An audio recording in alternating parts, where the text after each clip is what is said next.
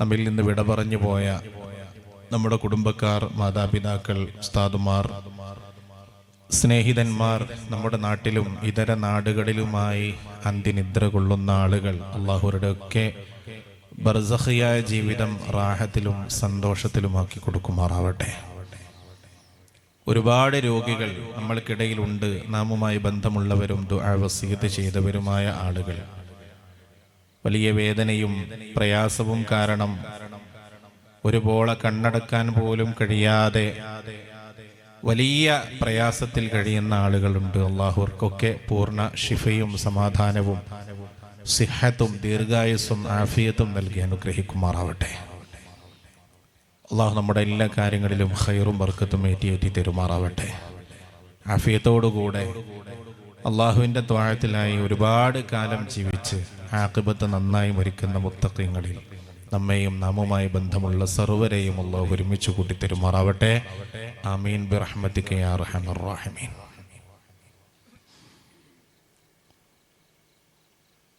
മഹാനായ ശംസുൽ ഉലമ ഖദ്ദസല്ലാഹു സിർറഹുൽ അസീസ്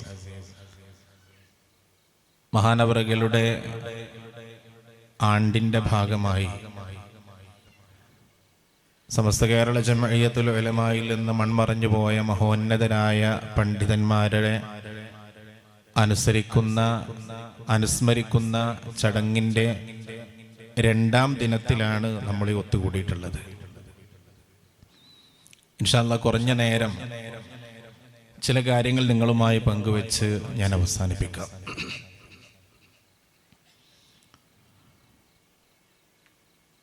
അല്ലാഹു സുബ്ഹാനഹു വ തആല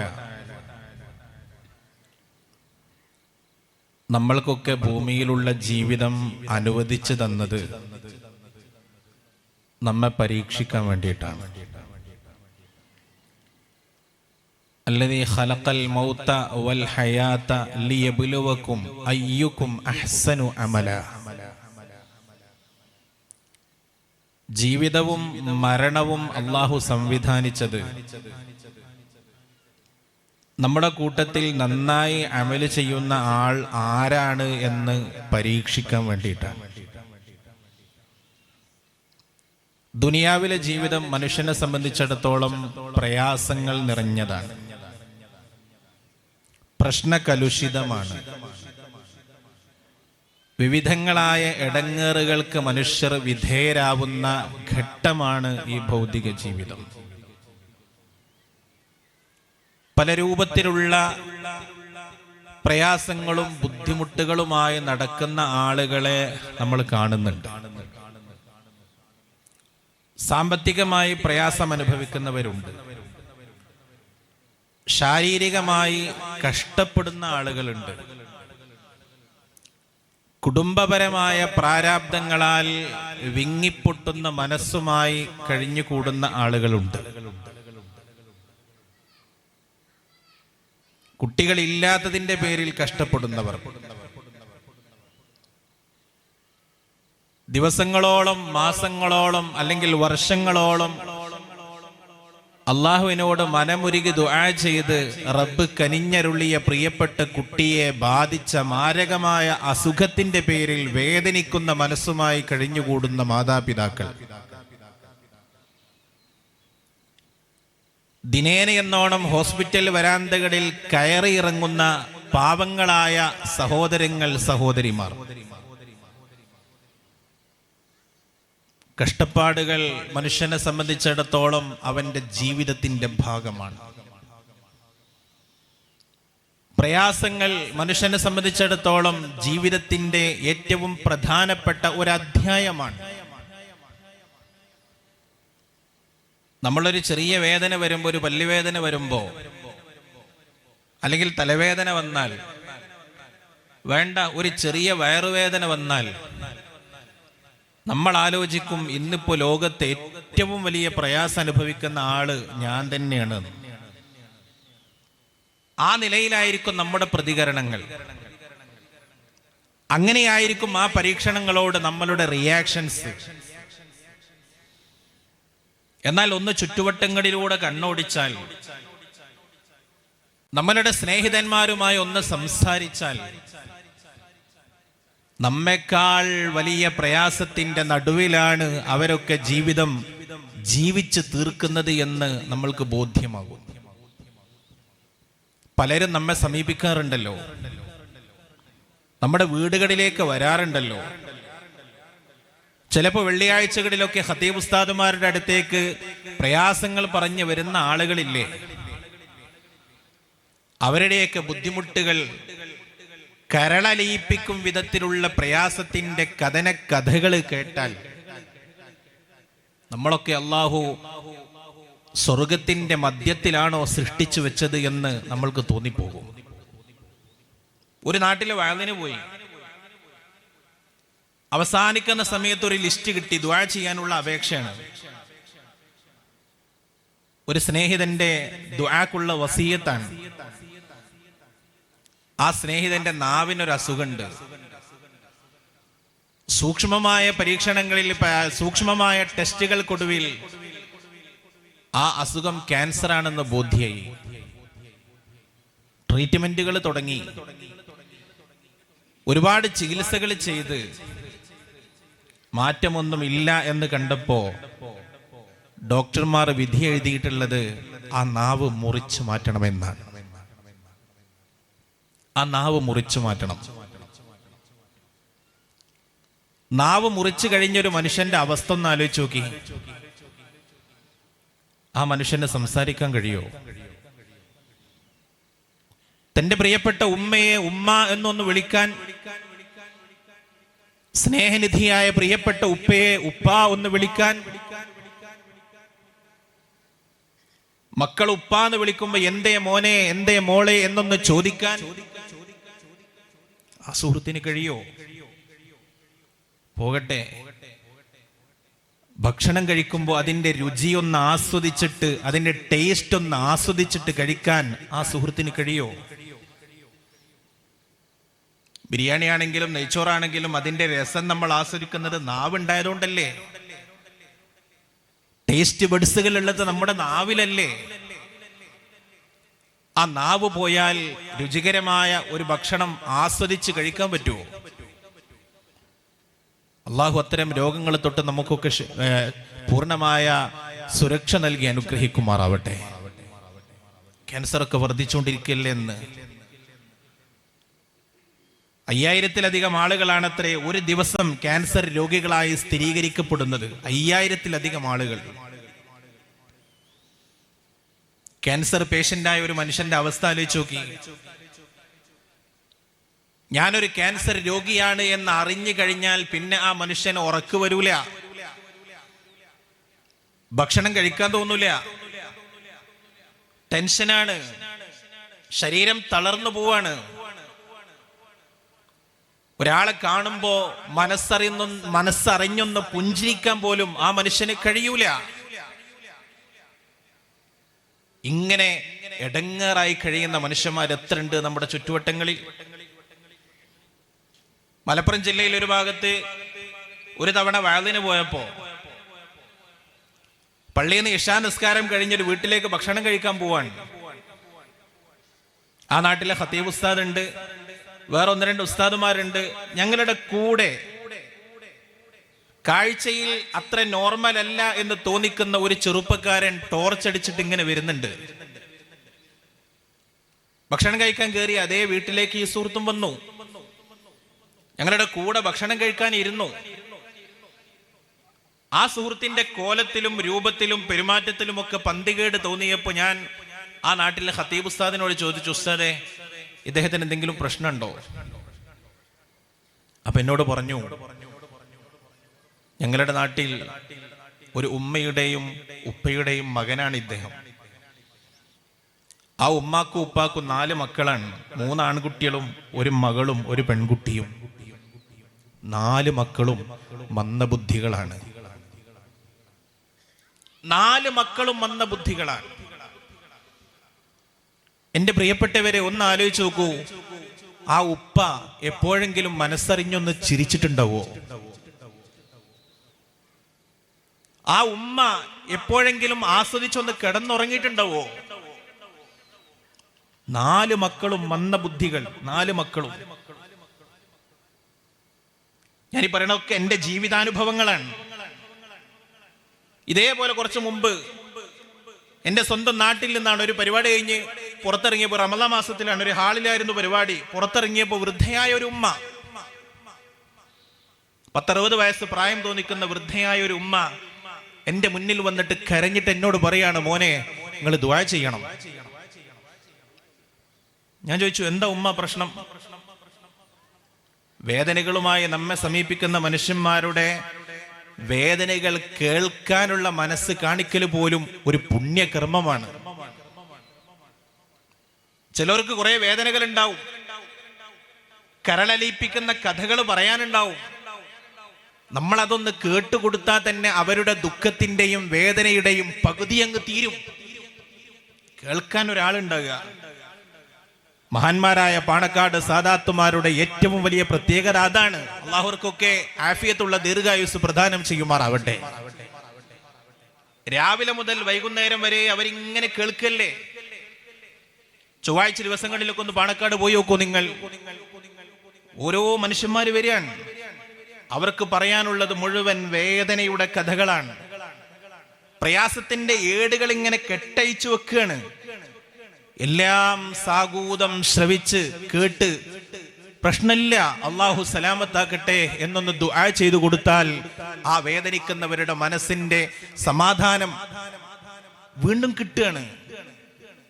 കേൾക്കാനുള്ള മനസ്സ് കാണിക്കലും ഒരു പുണ്യകർമ്മമാണ്. ആ ഉമ്മ പറയാണ്, മോനെ ദുആ ഇറക്കണം. ഞാൻ ചോദിച്ചു, എന്താ പ്രശ്നം? ആ ഉമ്മ തന്റെ ഷർട്ടിന്റെ കൈ അല്പം ഇങ്ങോട്ട് പൊക്കി കാണിച്ചിട്ട് പറഞ്ഞു, എനിക്കൊരു കുട്ടിയുണ്ട്. ഇത് കൊല്ലങ്ങൾക്ക് മുമ്പുള്ള സംഭവമാണ് കേട്ടോ. എന്റെ മോന് 21 വയസ്സായി. ജന്മന ആ കുട്ടി മന്ദബുദ്ധിയാണ്. ചിലപ്പോ വല്ലാതെ അക്രമാസക്തനാവും, വീട്ടിൽ വല്ലാത്ത പരാക്രമം കാണിക്കും. മോനെന്റെ കയ്യിലെ ഈ അടയാളങ്ങൾ കണ്ടില്ലേ? കുറച്ച് അടയാളങ്ങൾ കാണിച്ചിട്ട് പറയാ, ഇതെന്റെ മകൻ എന്നെ അടിക്കുകയും കടിക്കുകയും ചെയ്തതിന്റെ പാടുകളാണ്. ഭർത്താവ് നേരത്തെ മരിച്ചു. ഈ മകനെ നോക്കേണ്ട ഉത്തരവാദിത്വം എനിക്കാണ്. എന്റെ കുട്ടിക്ക് സൽബുദ്ധി വരാൻ വേണ്ടി ദുആ ചെയ്യണം എന്ന് പറഞ്ഞു. അള്ളാഹു അങ്ങനെ വേദനിക്കുന്നവർക്കൊക്കെ സമാധാനം പ്രദാനം ചെയ്യുമാറാവട്ടെ. ഇങ്ങനെ എത്ര മനുഷ്യന്മാർ. ഒരു വെള്ളിയാഴ്ച ജുമഅ കഴിഞ്ഞ് പള്ളിയിൽ നിന്ന് പുറത്തിറങ്ങുമ്പോൾ ഒരു സുഹൃത്ത് എന്നോട് വന്നിട്ട് പറഞ്ഞു, ഉസ്താദേ എന്റെ ഭാര്യ പ്രസവിച്ചു. അപ്പൊ ഞാൻ സന്തോഷത്തോടെ പറഞ്ഞു, അൽഹംദുലില്ലാ. എന്താ കുഞ്ഞെന്ന് ചോദിച്ചു. അപ്പൊ പറഞ്ഞു, പെൺകുട്ടിയാണ്. അപ്പൊ ഞാൻ ഒന്നുകൂടെ പറഞ്ഞു, അൽഹംദുലില്ലാ, മാഷാ അല്ലാഹ്. പിന്നെ ആ സുഹൃത്തിന്റെ മുഖം വിവരണമാകുന്നത് ഞാൻ ശ്രദ്ധിച്ചു. മുഖത്തെ സന്തോഷമൊക്കെ പോയി, കണ്ണ് നിറഞ്ഞു. ഞാൻ ചോദിച്ചു, എന്തേ ഒരു പ്രയാസം? അപ്പൊ പറഞ്ഞു, ഉസ്താദേ എന്റെ കുഞ്ഞിന് 2 കണ്ണിനും കാഴ്ചയില്ല. 2 കണ്ണിനും കാഴ്ചയില്ല. ഇങ്ങനെ വേദനിക്കുന്ന, പരീക്ഷണ വിധേയരായി കഴിയുന്ന എത്ര കുടുംബങ്ങളുണ്ട് ലോകത്ത്. ആരാണ് ഈ പരീക്ഷണങ്ങളിൽ നിന്ന് മുക്തരായിട്ടുള്ളത്? സ്കരിക്കുന്ന ആളുകളാവാം അവർ, നോമ്പ് നോൽക്കുന്നവരാകാം, നാട്ടിലെ ദീനീ പ്രവർത്തനങ്ങൾക്ക് മുൻപന്തിയിൽ നിൽക്കുന്നവരാകാം, കൈയയച്ച് സ്വതക്ക ചെയ്യുന്ന ആളുകളാകാം. അവർക്കും അള്ളാഹു കൊടുക്കും പരീക്ഷണങ്ങൾ. ആ നിസ്കാരവും ആ നോമ്പും ആ സ്വതക്കകളും എത്രത്തോളം തന്റെ മനസ്സിലേക്ക് ആഴ്ന്നിറങ്ങിയിട്ടുണ്ട് എന്നറിയാൻ അവരെയും അള്ളാഹു പരീക്ഷിക്കും. ചിലരെ നമ്മൾ കാണും, വളരെ ഹാപ്പിയാണ് അവരുടെ ജീവിതം, പുഞ്ചിരിച്ചുകൊണ്ടല്ലാതെ അവരെ കാണൂല. വില കൂടിയ വാഹനങ്ങളിൽ തന്നെയാണ് അവരുടെ സഞ്ചാരം, നല്ല സുന്ദരമായ വീട്ടിലാണ് അവരുടെ താമസം. നമ്മളിങ്ങനെ ആലോചിക്കും, പടച്ചോനെ ഓർക്കൊക്കെ എന്ത് സുഖാണല്ലേ, ഒരു പ്രയാസവും ഇല്ല, നല്ല പൈസ ഉണ്ട്, നല്ല വാഹനമുണ്ട്, നല്ല വീടുണ്ട്, നല്ല ആസ്തി ഉണ്ട്, സമ്പത്തുണ്ട്, സമ്പാദ്യമുണ്ട്. പക്ഷെ അത്തരം ഒരു കോടീശ്വരനുമായി ഒരു 10 മിനിറ്റ് 15 മിനിറ്റ് ഒന്ന് അടുത്തിരുന്ന് സംസാരിച്ചു നോക്കിയാൽ അറിയാം ആ മനുഷ്യന്റെ മനസ്സും വേദന കൊണ്ട് നീറിപ്പുകയുകയാണ് എന്ന്. ചുരുക്കി പറയട്ടെ, ദുനിയാവിൽ അല്ലാഹു ഒരാൾക്കും പൂർണ്ണ സുഖം കൊടുത്തിട്ടില്ല, ഒരാൾക്കും ഇല്ല. ദുനിയാ മേ ആദമി കോ മുസീബത്ത് കഹാൻ നഹി, ഐസി ജമീ കഹാ ഹൈ ജഹാ ആസ്മാൻ നഹി. ലോകത്തെവിടെയാ മനുഷ്യൻ ഇടങ്ങേറില്ലാത്തത്? ലോകത്തെവിടെയാ മനുഷ്യന് ബുദ്ധിമുട്ടുകളില്ലാത്തത്? ഭൂമിയുടെ ഏത് ദിക്കിൽ ചെന്ന് മുകളിലേക്ക് നോക്കിയാലും കാണുന്നത് ആകാശമാണെന്നതുപോലെ ലോകത്തിന്റെ ഏത് കോണിൽ താമസിക്കുന്നവനാണെങ്കിലും അവന്റെയൊക്കെ ജീവിതം പരീക്ഷണങ്ങൾ നിറഞ്ഞതാണ്, ബുദ്ധിമുട്ടുകൾ നിറഞ്ഞതാണ്. വിശുദ്ധ ഖുർആൻ ഈ ഒരു യാഥാർത്ഥ്യം വളരെ വ്യക്തമായി നമ്മെ പഠിപ്പിച്ചു. ലഖദ് ഖലഖ്നൽ ഇൻസാന ഫീ കബദ്. മനുഷ്യനെ നാം സൃഷ്ടിച്ചയച്ചിരിക്കുന്നത് പ്രയാസങ്ങൾക്ക് നടുവിലേക്കാണ്, പ്രാരാബ്ദങ്ങൾക്കിടയിലേക്കാണ്. പ്രയാസമില്ലാത്തൊരു ജീവിതം മനുഷ്യനുണ്ടാവില്ല. ഈ ലോകം അതിനുള്ളതാണ്. എൻ്റെ അസുഖമൊക്കെ ഒന്ന് മാറട്ടെ, എൻ്റെ വേദനകളും പ്രയാസങ്ങളൊക്കെ ഒന്ന് തീരട്ടെ, എന്നിട്ട് എനിക്കൊന്ന് നന്നാവാം, നിസ്കരിക്കാം, നോമ്പോൽക്കാം, പള്ളിയിലൊക്കെ പോകാം എന്ന് വിചാരിച്ചാൽ നടക്കൂല. കടലിൽ കുളിക്കണമെന്നൊരു മനുഷ്യൻ ആഗ്രഹിച്ചാൽ തിരയൊടുങ്ങിയിട്ട് കുളിക്കാം എന്ന് വിചാരിച്ചാൽ നടക്കുവോ? കടലിൽ കുളിക്കണമെങ്കിൽ തിരകൾ ഉണ്ടാകുമ്പോൾ തന്നെ അതിലേക്ക് എടുത്തു ചാടേണ്ടി വരും. തിര അടങ്ങുന്ന ഒരു സാഹചര്യം കടലിന് ഉണ്ടാവില്ലല്ലോ. എന്നതുപോലെയാണ് പ്രയാസങ്ങൾ തീരുന്നൊരു സാഹചര്യം മനുഷ്യനെ സംബന്ധിച്ചിടത്തോളം ഭൗതിക ജീവിതത്തിൽ ഉണ്ടാവില്ല. പല രൂപത്തിലുള്ള പരീക്ഷണങ്ങൾ അവന് വരും. വിശുദ്ധ ഖുർആൻ പരീക്ഷണങ്ങളുടെ വിവിധങ്ങളായ ഇനങ്ങൾ മനുഷ്യനെ ബാധിക്കുന്നത് നമ്മെ പരിചയപ്പെടുത്തുകയാണ്. വലനബ്ലുവന്നകും ബിശൈഇൻ മിനൽ ഖൗഫി വൽ ജൂഅ് വനഖ്സിൻ മിനൽ അംവാലി വൽ അൻഫുസി വസ്സമറാത്ത് വബശ്ശിരിസ് സ്വാബിരീൻ. ഖുർആൻ പറയുന്നത് തന്നെ അത്ഭുതകരമായ ഘടനയിലൂടെയാണ്. വലനബ്ലുവന്നകും, നിങ്ങളെ നാം പരീക്ഷിക്കുക തന്നെ ചെയ്യും. അറബി പഠിച്ച ആളുകൾക്കറിയാം അള്ളാഹു തഅ്കീദ് കൊടുത്തിട്ടാണ് ഇത് പറയുന്നത്. വലനബ്ലുവന്നകും, നിശ്ചയം നിങ്ങളെ നാം പരീക്ഷിക്കുക തന്നെ ചെയ്യുന്നതാണ്. ബിശൈഇൻ മിനൽ ഖൗഫ്, ഒന്നാമത് അള്ളാഹു പറയുന്നു, അള്ളാഹു നിങ്ങൾക്ക് ഭയം തന്നിട്ട് പരീക്ഷിക്കുന്നതാണ്. പേടി കൊണ്ട് അള്ളാഹു പരീക്ഷിക്കുന്നതാണ്. ഭയം വല്ലാത്ത ഒരു പരീക്ഷണമാണ്. രാത്രിയായാൽ വീടിന്റെ വെളിയിൽ ഇറങ്ങാൻ ഭയക്കുന്ന മനുഷ്യന്മാരില്ലേ? ചിലപ്പോൾ ഒരു റൂമിൽ നിന്ന് മറ്റേ റൂമിലേക്ക് പോകാൻ പോലും പേടിയുള്ള ആളുകളുണ്ട്. ഒറ്റയ്ക്കൊരു ബെഡിൽ റൂമിൽ കിടന്നുറങ്ങാൻ ഭയക്കുന്ന മനുഷ്യന്മാരുണ്ട്. ആളുകൾക്കിടയിൽ ചെന്ന് വല്ലതും പറയേണ്ടി വരുമ്പോ കാല് വിറച്ചു പോകുന്ന, നാവ് ഉയർത്താൻ കഴിയാതെ ഇടങ്ങേറായി പോകുന്ന മനുഷ്യന്മാരുണ്ട്. മനുഷ്യന്റെ ഭയം എന്ന പരീക്ഷണം അതിന്റെ ഏറ്റവും ടോപ്പ് മോസ്റ്റ് ലെവലിൽ എത്തിയ കാലഘട്ടമായിരുന്നു കൊറോണ കാലഘട്ടം.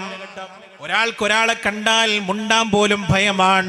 സലാം പറഞ്ഞാൽ കൈ കൊടുക്കാൻ പേടിയാണ്. നിസ്കാരത്തിൽ പോലും അടുത്ത് നിൽക്കാൻ ഭയമായിരുന്നു. ഒന്നിച്ചിരുന്ന് ഭക്ഷിക്കാൻ പേടിയായിരുന്നു. വല്ലാത്ത ഭയം മനുഷ്യനെ പിടികൂടിയ കാലഘട്ടമായിരുന്നില്ലേ? കാണാത്ത ദൈവത്തിനെ, കണ്ണുകൊണ്ട് കാണാത്ത ദൈവത്തിനെ എന്തിനാരാധിക്കണമെന്ന് ചോദിച്ച് നടക്കുന്ന നിരീശ്വരവാദികളായ മനുഷ്യന്മാർ പോലും ഒരിക്കൽ പോലും കണ്ടിട്ടില്ലാത്ത ഒരു രോഗാണുവിനെ ഭയന്നിട്ട് വീട്ടിൽ വാതിലടച്ചിരുന്ന കാലഘട്ടമായിരുന്നില്ലേ കൊറോണ കാലഘട്ടം? ഭയം അള്ളാഹു തരുന്ന പരീക്ഷണമാണ്. പരിശുദ്ധ റസൂൽ സല്ലല്ലാഹു അലൈഹി വസല്ലമ തങ്ങൾ പറഞ്ഞു, അവസാന കാലഘട്ടം വരുമ്പോൾ വിശ്വാസികൾ നേരിടുന്ന വല്ലാത്ത ഒരു പരീക്ഷണം ഭയമായിരിക്കുമെന്ന്. പേടിണ്ടാകും മുഅ്മിനീങ്ങളായ ആളുകൾക്ക്. കേന്ദ്ര ഗവൺമെന്റ് വിവിധങ്ങളായ നിയമങ്ങൾ കൊണ്ടുവരുമ്പോൾ ഓരോ തവണ പാർലമെന്റ് സമ്മേളിക്കുമ്പോഴും ഇന്ന് എന്ത് നിയമമാ വരാനിരിക്കുന്നത്, ഏത് പുതിയ ബില്ലാണ് പാസ്സാക്കപ്പെടാനിരിക്കുന്നത്, മുസ്ലിമീങ്ങളെ ബാധിക്കുന്ന ഓരോ പ്രശ്നങ്ങളിലും പുതിയ പുതിയ ബില്ലുകൾ അവതരിപ്പിച്ചിട്ട് മനുഷ്യർ ഭയത്തിന്റെ നടുക്കടലിലാകുന്ന കാലഘട്ടം. വലനബ്ലുവന്നകും ബിശൈഇൻ മിനൽ ഖൗഫ്, ഭയം അള്ളാഹു തരുന്ന പരീക്ഷണമാണെന്ന് വിശുദ്ധ ഖുർആൻ. രണ്ടാമത് അള്ളാഹു പറയുന്നത് വൽ ജൂഅ്, അള്ളാഹു മനുഷ്യനെ വിശപ്പ് കൊണ്ട് പരീക്ഷിക്കുന്നതാണ്. വല്ലാതെ വിശക്കുന്നുണ്ട്, വയറ് കാലിയായി കിടക്കുകയാ, അകത്താക്കാൻ തിന്നാൻ ഒന്നും കിട്ടാതെ, ഭക്ഷണം ഒന്നും കിട്ടാതെ മനുഷ്യർ നരകിക്കുന്ന കാലഘട്ടം വരുമെന്ന് വിശുദ്ധ ഖുർആൻ. നമ്മളത് കാണുന്നില്ലേ പ്രിയപ്പെട്ടവരെ? അങ്ങ് ഗസയിലേക്ക് നോക്കിയാൽ, മറ്റ് ആഫ്രിക്കൻ പാവപ്പെട്ട രാജ്യങ്ങളിലേക്ക് നോക്കിയാൽ, പിഞ്ചു പൈതങ്ങൾ പോലും ഒരിറക്ക വെള്ളം കിട്ടാതെ, കഴിക്കാൻ ഭക്ഷണമൊന്നും കിട്ടാതെ, മെലിഞ്ഞൊട്ടിയ ശരീരവുമായി തളർന്നവശരായി മരിച്ചു പോകുന്ന രംഗങ്ങൾ കാണുന്നില്ലേ നമ്മൾ? അത്തരം വാർത്തകൾ വായിക്കുന്നില്ലേ നമ്മൾ? വിശപ്പൊരു പരീക്ഷണാണ്. നമ്മൾ ആ വിശപ്പിന്റെ രുചി അറിഞ്ഞിട്ടില്ല. വീട്ടിൽ ഭക്ഷണം ഭാര്യ കൊണ്ടുവന്ന് വെച്ചാൽ, ഡൈനിങ് ടേബിളിൽ കൊണ്ടുവന്ന ഭക്ഷണത്തിന് നമ്മൾ കുറ്റം പറയാറുണ്ട്. അതിൽ ഉപ്പ് പോരാന്ന് പറയാറുണ്ട്, പഞ്ചസാര കൂടിപ്പോയി എന്ന് പറയാറുണ്ട്, എരിവ് കൂടിപ്പോയി എന്ന് പറയാറുണ്ട്, ചോറ് വേണ്ട രൂപത്തിൽ വെന്തിട്ടില്ല, പാകമായിട്ടില്ല എന്ന് പരാതി പറയാറുണ്ട്. എന്തുകൊണ്ടാ? നമ്മൾക്ക് വിശക്കാത്തത് കൊണ്ടാണ്. വിശപ്പിന്റെ വേദന നമ്മൾ അനുഭവിക്കാത്തത് കൊണ്ടാ. വിശക്കുന്നൊരു മനുഷ്യനെ സംബന്ധിച്ചിടത്തോളം അവന് ഉപ്പ് പ്രശ്നമല്ല, അവന് പഞ്ചസാര പ്രശ്നമല്ല, അവന് എരിവ് പ്രശ്നമല്ല.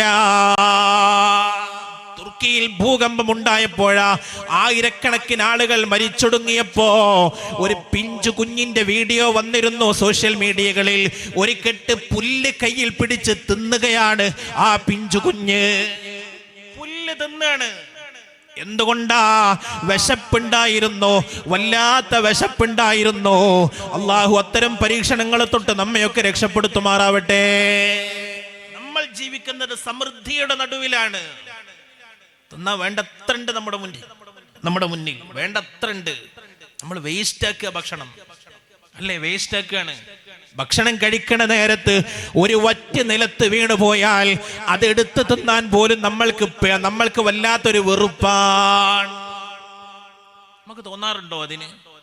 പോയത് പോയി, എന്റെ പ്ലേറ്റിൽ എത്ര കിടക്കണ്, ഇപ്പുറത്തെ തളികയിൽ എത്ര ഉണ്ട്, ഇതല്ലേ നമ്മൾ ആലോചിക്കുക. ഭക്ഷണം വേസ്റ്റാക്കി കഴിഞ്ഞാൽ അള്ളാഹു ആ മനുഷ്യനെ ദാരിദ്ര്യം കൊണ്ട് പരീക്ഷിക്കുമെന്ന് മഹോന്നതരായ പണ്ഡിതന്മാർ പഠിപ്പിക്കുന്നുണ്ട്. ഭക്ഷണത്തെ ആദരിക്കണം എന്നാണ്, ഭക്ഷണത്തെ ബഹുമാനിക്കണം. എത്രത്തോളം എന്നറിയോ? ഒരു വീട്ടിലൊരു അതിഥി വന്നാൽ ആ അതിഥി ഡൈനിങ് ടേബിളിൽ ഇരുന്നിട്ടേ ഭക്ഷണം കൊണ്ടുവരാവൂ എന്ന് പോലും ഉലമാവ് പഠിപ്പിക്കുന്നുണ്ട്. ഭക്ഷണം ആദ്യം കൊണ്ടുവന്നിച്ചിട്ട് ഭക്ഷണം നമ്മളെയും കാത്തിങ്ങനെ ഇരിക്കുക, അത് പാടില്ല. ആദ്യം ആളുകൾ വന്നിരിക്കണം, അവർക്ക് മുന്നിലേക്ക് ഒരു രാജാവിനെ പോലെ ഭക്ഷണം ഇങ്ങനെ കൊണ്ടുവന്ന് വെക്കണം, ഭക്ഷണത്തെ ഇങ്ങനെ എഴുന്നള്ളിക്കണം. അത് ഭക്ഷണത്തോടുള്ള ആദരവാണ്, ഭക്ഷണത്തോടുള്ള ബഹുമാനാണ്. ഒരു വറ്റുപോലും വേസ്റ്റ് ആവാൻ പാടില്ല.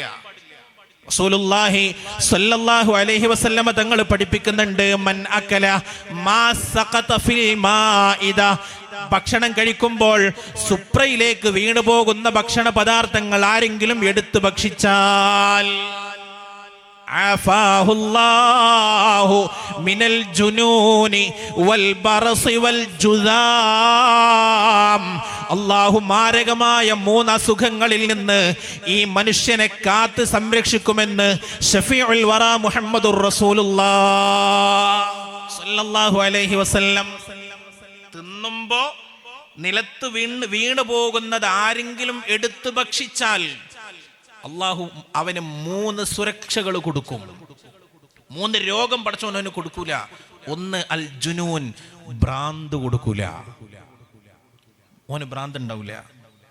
മന്ദബുദ്ധിയോ മാനസിക നില തകരാറിലാകുന്ന അവസ്ഥയോ അവനെ സംബന്ധിച്ചിടത്തോളം ഉണ്ടാവില്ല. വേറൊരു ഹദീസിൽ കാണാം,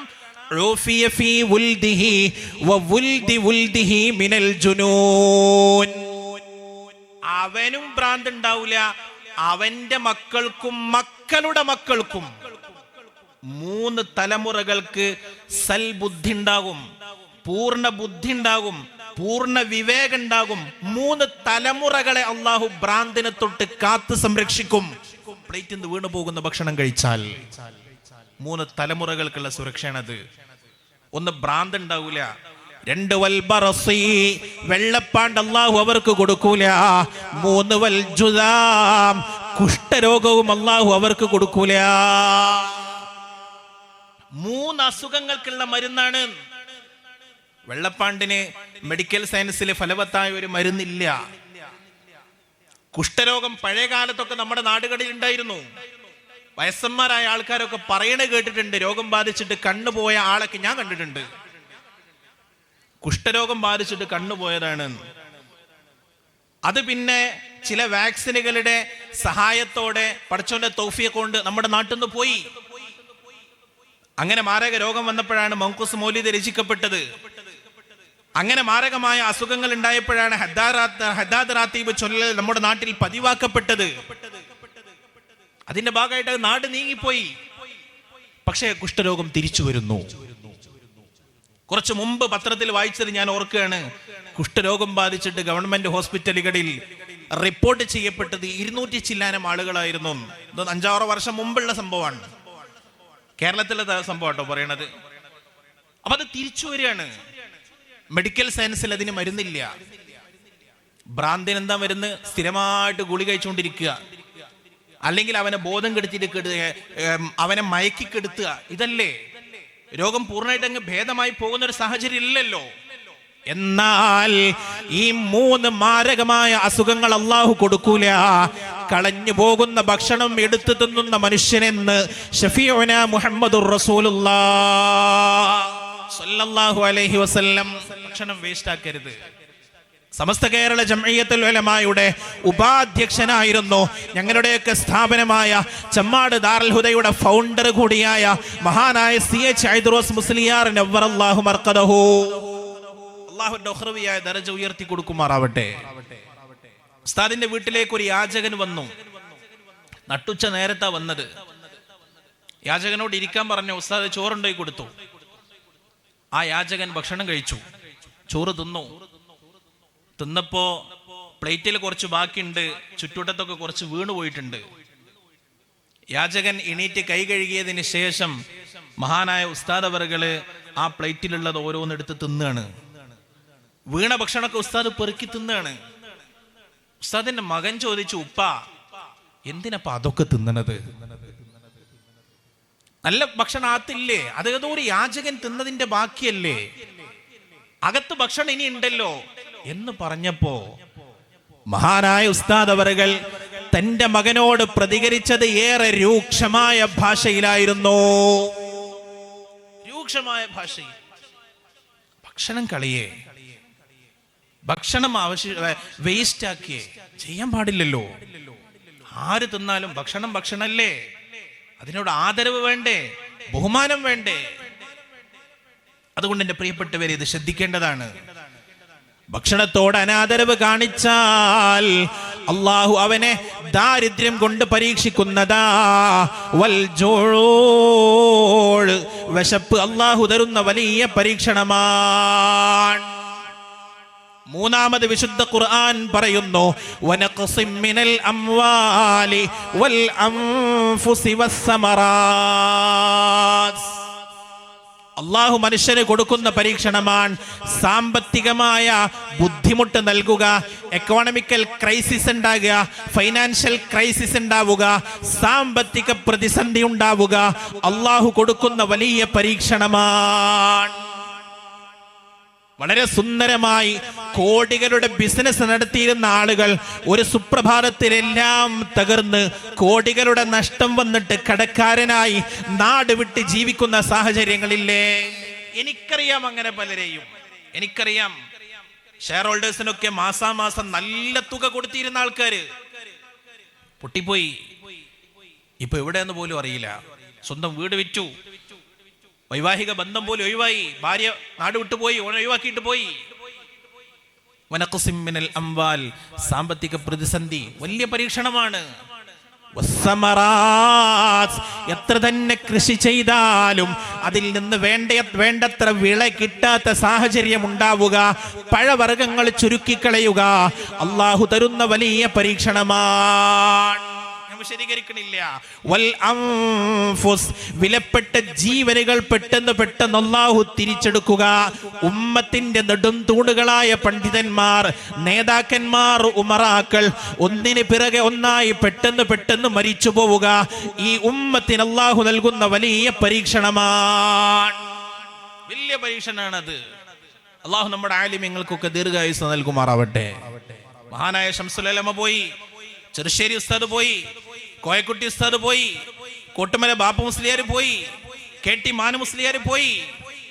അവരൊക്കെ എത്ര വലിയ പണ്ഡിതനായിരുന്നു, എത്ര വലിയ പണ്ഡിതന്മാർ. അവരങ്ങ് പോയി കഴിഞ്ഞപ്പോ ആ ഗ്യാപ്പ് നികത്താവുന്ന ഒരാൾ പിന്നീട് വന്നിട്ടില്ലല്ലോ. ആ ശൂന്യത അവിടെ അവശേഷിക്കുകയാണ്.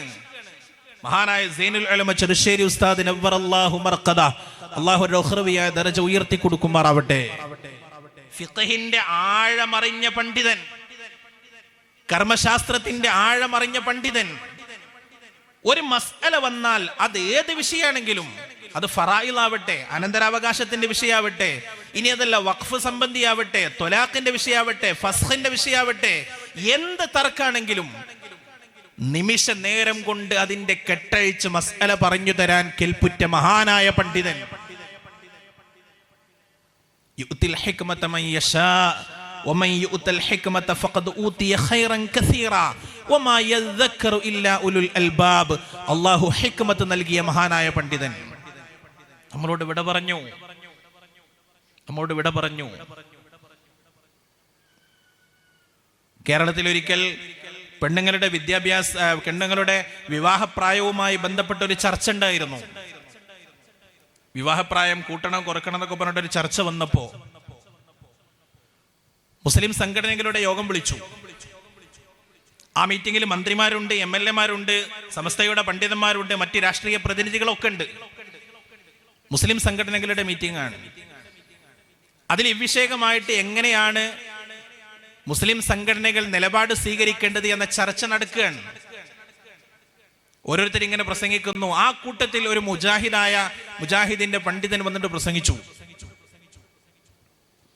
വിവാഹപ്രായത്തിനെ കുറിച്ച് മാത്രമല്ല നമ്മൾ ചർച്ച ചെയ്യേണ്ടത്. അദ്ദേഹം പറയാണ്, ഈ നിക്കാഹ് നടക്കുമ്പോ പുതിയാപ്പിള ഒരു ഭാഗത്തുണ്ടാകും, പെണ്ണിന്റെ ബാപ്പ ഒരു ഭാഗത്തുണ്ടാവും. പിന്നെ കാർമ്മികത്വം വഹിക്കാൻ മഹല്ല് ഖത്തീബോ അല്ലെങ്കിൽ മഹോന്നതരായ നേതാക്കന്മാർ, സയ്യിദന്മാർ, തങ്ങന്മാർ ആരെങ്കിലും ഒക്കെ ഉണ്ടാവുമല്ലോ. എന്തിനാണ് അവിടെ ഒരു തങ്ങൾ വന്നിരിക്കുന്നത്? ഈ ബാപ്പക്ക് നേരെ പുതിയാപ്പിളിനോട് സവ്വജ്തുക ബിൻതി എന്ന് പറഞ്ഞ പോരെ, പുതിയാപ്പിൾ അങ്ങോട്ട് ഖബിൽതു മിൻക നിക്കാഹ എന്ന് പറഞ്ഞ പോരെ? എന്തിനാ ഒരാൾ ഇത് പറഞ്ഞു കൊടുക്കാൻ? അതും കൂടി നിർത്തണം, അവസാനിപ്പിക്കണം എന്ന രൂപത്തിൽ ഒരു പ്രഭാഷണം നടത്തി. സമസ്തയുടെ നേതാക്കന്മാർ, സുന്നി പണ്ഡിതന്മാർ ഇങ്ങനെ മുഖത്തോട് മുഖം നോക്കിക്കുകയാണ്. എങ്ങനെ ഇപ്പൊ അതിനെ കൗണ്ടർ ചെയ്യേണ്ടത്, എങ്ങനെ ആ മനുഷ്യനോട് റിയാക്ട് ചെയ്യേണ്ടത്? മഹാനായ ചെറുശ്ശേരി ഉസ്താദ് എഴുന്നേറ്റുന്നു. അവിടെ മന്ത്രിമാരുണ്ടായിരുന്നു, MLA-മാരുണ്ടായിരുന്നു. മന്ത്രിയോട് ചോദിച്ചു, നിങ്ങൾ സത്യപ്രതിജ്ഞ ചെയ്തിട്ടല്ലേ മന്ത്രിയായത്? അതെ. നിങ്ങൾക്ക് മലയാളം വായിക്കാൻ അറിയൂലേ? അറിയാം. എന്നാൽ സത്യപ്രതിജ്ഞ ചെയ്യുന്ന ആ സമയത്ത് അതിൽ എഴുതി വെച്ചത് നിങ്ങൾക്ക് നേരെ അങ്ങോട്ട് വായിച്ച പോരെ? എന്തിനാണ് ഗവർണർ ഇപ്പുറത്ത് നിന്നിട്ട് അല്ലെങ്കിൽ സ്പീക്കർ ഇപ്പുറത്ത് നിന്നിട്ട് ഇന്ന ഞാൻ ഫുലാനുബിന് ഫുലാൻ എന്ന ഞാൻ എന്ന് പറഞ്ഞിട്ട് പ്രതിജ്ഞയുടെ ആദ്യ ഭാഗങ്ങൾ നിങ്ങൾക്ക് ചൊല്ലിത്തരുന്നത്? നിങ്ങൾക്ക് നേരിട്ട് പറഞ്ഞാൽ പോരെ? ചൊല്ലിത്തരേണ്ട ആവശ്യമുണ്ടോ? എന്നിട്ട് ഉസ്താദ് എന്നെ പറഞ്ഞു, മന്ത്രി പദവി എന്ന് പറഞ്ഞാൽ അതൊരു നോബിൾ പോസ്റ്റാണ്, അതൊരു വലിയ പദവിയാണ്. ആ പദവിയുടെ മഹത്വം ബോധ്യപ്പെടണമെങ്കിൽ നിങ്ങളെക്കാൾ വലിയൊരാൾ ഇപ്പുറത്ത് ഉണ്ടാവണം, അയാളത് പറഞ്ഞു തരണം. അപ്പോഴേ അതിന്റെ മഹത്വവും ഇത് വലിയ ഒരു ഡ്യൂട്ടിയാണ് എന്ന ബോധ്യവും നിങ്ങൾക്ക് ഉണ്ടാവുള്ളൂ. എന്നതുപോലെയാണ് നിക്കാഹ്. ഒരു മനുഷ്യൻ ജീവിതത്തിന്റെ പ്രധാന ഘട്ടത്തിലേക്ക് കാലെടുത്ത് വെക്കുകയാണ്. അപ്പൊ ഇതൊരു ചില്ലറ കളിയല്ല, ഇതൊരു കുട്ടിക്കളിയല്ല എന്ന് ബോധ്യമാകണമെങ്കിൽ അവിടെ ഒരാൾ ഇരിക്കണം, എന്നിട്ട് പറഞ്ഞു കൊടുക്കണം. അപ്പോഴേ ഈ ആരാധനക്കും ഈ അഖദിനും ഇടപാടിനും ഒരു മഹത്വം ഉണ്ടാകുള്ളൂ എന്ന് ഉസ്താദ് അങ്ങ് പറഞ്ഞപ്പോഴേക്ക് എല്ലാവർക്കും തൃപ്തിയായി, എല്ലാവർക്കും സന്തോഷായി. ഒരു പ്രശ്നം വരുമ്പോ ഉരുളക്കുപ്പേരി എന്ന രൂപത്തിൽ അതിനോട് പ്രതികരിക്കാനും അതിന് മറുപടി പറയാനും കെൽപ്പുറ്റ പണ്ഡിതനായിരുന്നു മഹാനായ ശൈഖുന സൈനുൽ ഉലമ ചെറുശ്ശേരി ഉസ്താദ്. അള്ളാഹുവിടുത്തെ ഉഖ്റവിയായ ദർജ ഉയർത്തി കൊടുക്കുമാറാവട്ടെ. ഇങ്ങനെയുള്ള ആളുകൾ, ഞാനൊരു ഉദാഹരണം പറഞ്ഞു മാത്രം, ഇങ്ങനെയുള്ള ആളുകൾ ഓരോരുത്തർ എങ്ങനെ വിട പറഞ്ഞു പോവാണ്. ഇന്ന് ഞാൻ KT മാനു മുസ്ലിയാരെ കുറിച്ച് ഒരു സംഭവം കേട്ടു. കരുവാരക്കുണ്ട് ദാറുന്നജാത്തിന്റെ പിരിവിന് വേണ്ടിയിട്ട് ഉസ്താദ് ഗൾഫിക്ക് പോവാണ്. പോകുമ്പോ ദാറുന്നജാത്തിന്റെ പൈസയിൽ നിന്ന് ആകെ വാങ്ങുന്നത് ടിക്കറ്റിനുള്ള പൈസ മാത്രമാണ്. ടിക്കറ്റിനുള്ള പൈസ മാത്രം. ഭക്ഷണം കഴിക്കുന്നത് ആരെങ്കിലും കൊടുത്തിട്ടാണ്. ദാറുന്നജാത്തിന്റെ പിരിവിന് പോയാൽ ആ ഗൾഫ് സന്ദർശനം കഴിഞ്ഞ് വരുമ്പോ തന്റെ മക്കൾക്കൊരു കളിപ്പാട്ടമോ ഒരു മിഠായിയോ പോലും ഉസ്താദ് വാങ്ങൂല. മക്കൾക്കൊരു മിഠായി പോലും വാങ്ങൂല. എന്തുകൊണ്ട്? അതെനിക്ക് അനുവദനീയാകൂല. ഞാൻ പോയത് ദാറുന്നജാത്തിന്റെ ചെലവിലാണ്, ദാറുന്നജാത്തിന് വേണ്ടിയാണ്. ആ യാത്രയിൽ മക്കൾക്ക് വല്ലതും കൊണ്ടുവന്നാൽ ഹലാലാകൂല എന്ന് വിശ്വസിച്ചു സൂക്ഷ്മതയുടെ പ്രതീകങ്ങളായ പണ്ഡിതന്മാർ. അങ്ങനെയുള്ള ആളുകൾ പെട്ടെന്ന് പെട്ടെന്ന് നീങ്ങിപ്പോവുക, യാത്രയാവുക. അള്ളാഹു അവരുടെയൊക്കെ ഉഖ്റവിയായ ദറജ ഉയർത്തി കൊടുക്കുമാറാവട്ടെ. അവരുടെയൊക്കെ ബർക്കത്ത് കൊണ്ട് അള്ളാഹു നമ്മെ രക്ഷപ്പെടുത്തുമാറാവട്ടെ. ഇതും ഈ ഉമ്മത്തിന് നൽകുന്ന പരീക്ഷണാണ്. വനഖ്സിം മിനൽ അംവാലി വൽ അൻഫുസി വസ്സമറാത്ത്. സാമ്പത്തികമായ പ്രതിസന്ധി ഉണ്ടാവുക, പല വർഗങ്ങൾ കുറഞ്ഞു പോവുക, വിലപ്പെട്ട ജീവനുകൾ പെട്ടെന്ന് നമ്മളോട് വിട പറഞ്ഞു പോവുക. ഇതൊക്കെ ഉമ്മത്തിന് അള്ളാഹു നൽകുന്ന പരീക്ഷണങ്ങളാണ്. ഇത്തരം പരീക്ഷണങ്ങൾ വന്നാൽ ഒരു വിശ്വാസിയുടെ നിലപാടെന്താകണം? വിശുദ്ധ ഖുർആൻ പറയുന്നു, വബശ്ശിരിസ് സാബിരീൻ. ഇടങ്ങേറുകൾ വരുമ്പോ ക്ഷമിച്ച് സഹിച്ച് ആ ഇടങ്ങേറിനെ കവർ ചെയ്യുന്ന ആളുകൾ, അവർക്ക് നബിയെ അങ്ങ് സന്തോഷ വാർത്ത അറിയിക്കണം നബിയേ. ഇടങ്ങേറുകൾ വന്നാൽ അല്ലാ ഞാൻ കുടുങ്ങിപ്പോയല്ലോ എന്ന് ചിന്തിച്ചിട്ട് ജീവനൊടുക്കാൻ ഒരു വിശ്വാസി തയ്യാറാകാൻ പാടില്ല. ക്രൂരതകളെ കുറിച്ച് ആലോചിക്കാൻ പാടില്ല. വിലപ്പെട്ട ജീവൻ അപഹരിക്കുന്നതിനെ കുറിച്ച് ചിന്തിക്കാനേ പാടില്ല. അവൻ ആലോചിക്കേണ്ടത് എന്താ? അള്ളാഹു തന്നതല്ലേ, ഒരു മറുവഴി പടച്ച റബ്ബ് തന്നെ എനിക്ക് കാണിച്ചു തരുമല്ലോ. ഖുൽ യാ ഇബാദിയല്ലദീന അസ്റഫു അലാ അൻഫുസിഹിം ലാ തഖ്നതൂ മിർ റഹ്മത്തില്ലാഹ്. അല്ലാഹുവിന്റെ റഹ്മത്തിൽ നിന്ന് നിരാശരാകരുതേ. ഇന്നല്ലെങ്കിൽ നാളെ എൻ്റെ ഇടങ്ങേറ് പടച്ച റബ്ബ് തീർത്തു തരുമല്ലോ എന്ന ശുഭാപ്തി വിശ്വാസമാണ് ഒരു വിശ്വാസിയെ സംബന്ധിച്ചിടത്തോളം എപ്പോഴും ഉണ്ടാകേണ്ടത്. നിരാശനാകാൻ പാടില്ല. ക്ഷമാശീലർക്ക് നബിയെ അങ്ങ് സന്തോഷ വാർത്ത അറിയിക്കണം. ആരാണ് ക്ഷമാശീലർ? വിശുദ്ധ ഖുർആൻ പറയുന്നു, അല്ലദീന എന്തെങ്കിലും ഇദാ അസ്വാബത്തുഹും മുസീബ, എന്തെങ്കിലും ഒരിടങ്ങേറ് വന്നാൽ ഉടൻ തന്നെ അവരുടെ നാവിലൂടെ പുറത്തേക്ക് വരും, ഇന്നാ ലില്ലാഹി വ ഇന്നാ ഇലൈഹി റാജിഊൻ. ഇടങ്ങേറ് ബാധിച്ചാലും അത് സിമ്പിളാകാം, സാരമായതാകാം, സീരിയസ് ആകാം. ഏതെടങ്ങേറ് വന്നാലും ഉടൻ തന്നെ അവരുടെ നാവിലൂടെ പുറത്തേക്ക് വരുന്ന വാചകം ഇന്നാ ലില്ലാഹി വ ഇന്നാ ഇലൈഹി റാജിഊൻ. ഒരിടങ്ങേറ് വരുമ്പോൾ ഇത് ചൊല്ലൽ സുന്നത്താണ്. ഇടങ്ങേറ് ബാധിക്കുമ്പോൾ ഇത് ചൊല്ലൽ സുന്നത്താണ്. നമ്മളിൽ ചൊല്ലാറുണ്ട്, ഒരാൾ മരിച്ചു എന്ന് കേൾക്കുമ്പോൾ, അല്ലേ, മരണവാർത്ത കേൾക്കുമ്പോ മാത്രമല്ല, ഇന്നാ ലില്ലാഹി ഒരു മനുഷ്യൻ വിശ്വാസി ചൊല്ലേണ്ടത് ഏതൊരു വേദനിപ്പിക്കുന്ന അപകടം ഉണ്ടായാലും, വേദനിപ്പിക്കുന്ന പ്രയാസങ്ങൾ ഉണ്ടായാലും, അപകടങ്ങളെക്കുറിച്ച് ഓർമ്മ വന്നാൽ പോലും ഇന്നാ ലില്ലാഹി ചൊല്ലൽ സുന്നത്താണ്. തൊട്ടടുത്തതോ ഒരു അപകടം നടന്നു എന്ന് കേൾക്കുകയാണ്, ഇന്നാ ലില്ലാഹി ചൊല്ലണം. ഇനി പണ്ടെന്നോ നടന്ന അപകടത്തെ കുറിച്ച് നമ്മുടെ വർത്താനത്തിന്റെ ഇടയിൽ ഓർമ്മ വരികയാണ്, എങ്കിലും ചൊല്ലണം ഇന്നാ ലില്ലാഹി വ ഇന്നാ ഇലൈഹി റാജിഊൻ. സയ്യിദുനാ മുഹമ്മദുർ റസൂലുള്ളാഹി സല്ലല്ലാഹു അലൈഹി വസല്ലം ആയിഷ ബീവിയുടെ വീട്ടിലേക്ക് വരികയാണ്. അവിടെ വിളക്ക് കത്തുന്നുണ്ടായിരുന്നു. അല്പനേരം കഴിഞ്ഞപ്പോ വിളക്ക് കെട്ടുപോയി, റൂമിലാകെ ഇരുട്ട് പരന്നു. റസൂലുള്ളാഹി തങ്ങൾ ഉടൻ തന്നെ ചൊല്ലുകയാ, ഇന്നാ ലില്ലാഹി വ ഇന്നാ ഇലൈഹി റാജിഊൻ. വിളക്ക് കെട്ടതേയുള്ളൂ, ബൾബ് ഓഫായി പോയതേയുള്ളൂ. ഹബീബ് ഇന്നാ ലില്ല ചൊല്ലിയത് കേട്ടപ്പോ ആയിഷ റളിയല്ലാഹു അൻഹ ചോദിക്കുന്നു, യാ റസൂലല്ലാഹ് അമുസീബത്തുൻ ഹാദിഹി, നബിയേ ഇതൊരടങ്ങാറാണോ നബിയേ? ഇതൊരു നോർമൽ പ്രോസസ് അല്ലേ? വിളക്ക് കെട്ടുപോകൽ സ്വാഭാവികമല്ലേ? ലൈറ്റ് ഓഫ് ആയി പോകൽ, കറണ്ട് പോകൽ സ്വാഭാവികമല്ലേ? അവിടെ ഇന്നാലില്ല ചൊല്ലണോ എന്ന് ചോദിച്ചപ്പോ ഹബീബ് സല്ലല്ലാഹു അലൈഹി വസല്ലം ആയിഷ ബീവിയോട് പറയുന്നു, ആയിഷ, പെട്ടെന്ന് ഇരുട്ടുള്ള ഒരു സാഹചര്യം ഉണ്ടായപ്പോൾ വിളക്ക് കെട്ടിട്ട് റൂമിലാകെ ഇരുട്ട് പരന്നപ്പോ ആയിഷ, നിങ്ങൾക്ക് മാനസികമായ ഒരു ടെൻഷൻ തോന്നിയില്ലേ? ചെറിയൊരു പ്രയാസം തോന്നിയില്ലേ? ഇപ്പൊ എന്തോ ഒരു രസമുണ്ട് ഇവിടെ കാണാൻ.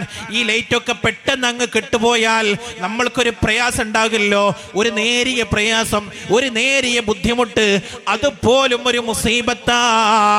അത്തരം നിസ്സാരമായ മുസീബത്ത് ബാധിച്ചാലും ഒരു വിശ്വാസി ചൊല്ലണം, ഇന്നാ ലില്ലാഹി വ ഇന്നാ ഇലൈഹി റാജിഊൻ. അങ്ങനെ പറയേണ്ടത്. നമ്മൾ എന്താ പറയാ? ഒരിടങ്ങേറ് വന്നാൽ നമ്മൾ പറയും, പടച്ചോനെ എന്തിനാ റബ്ബേ എനിക്കിങ്ങനെ പനി തന്നത്?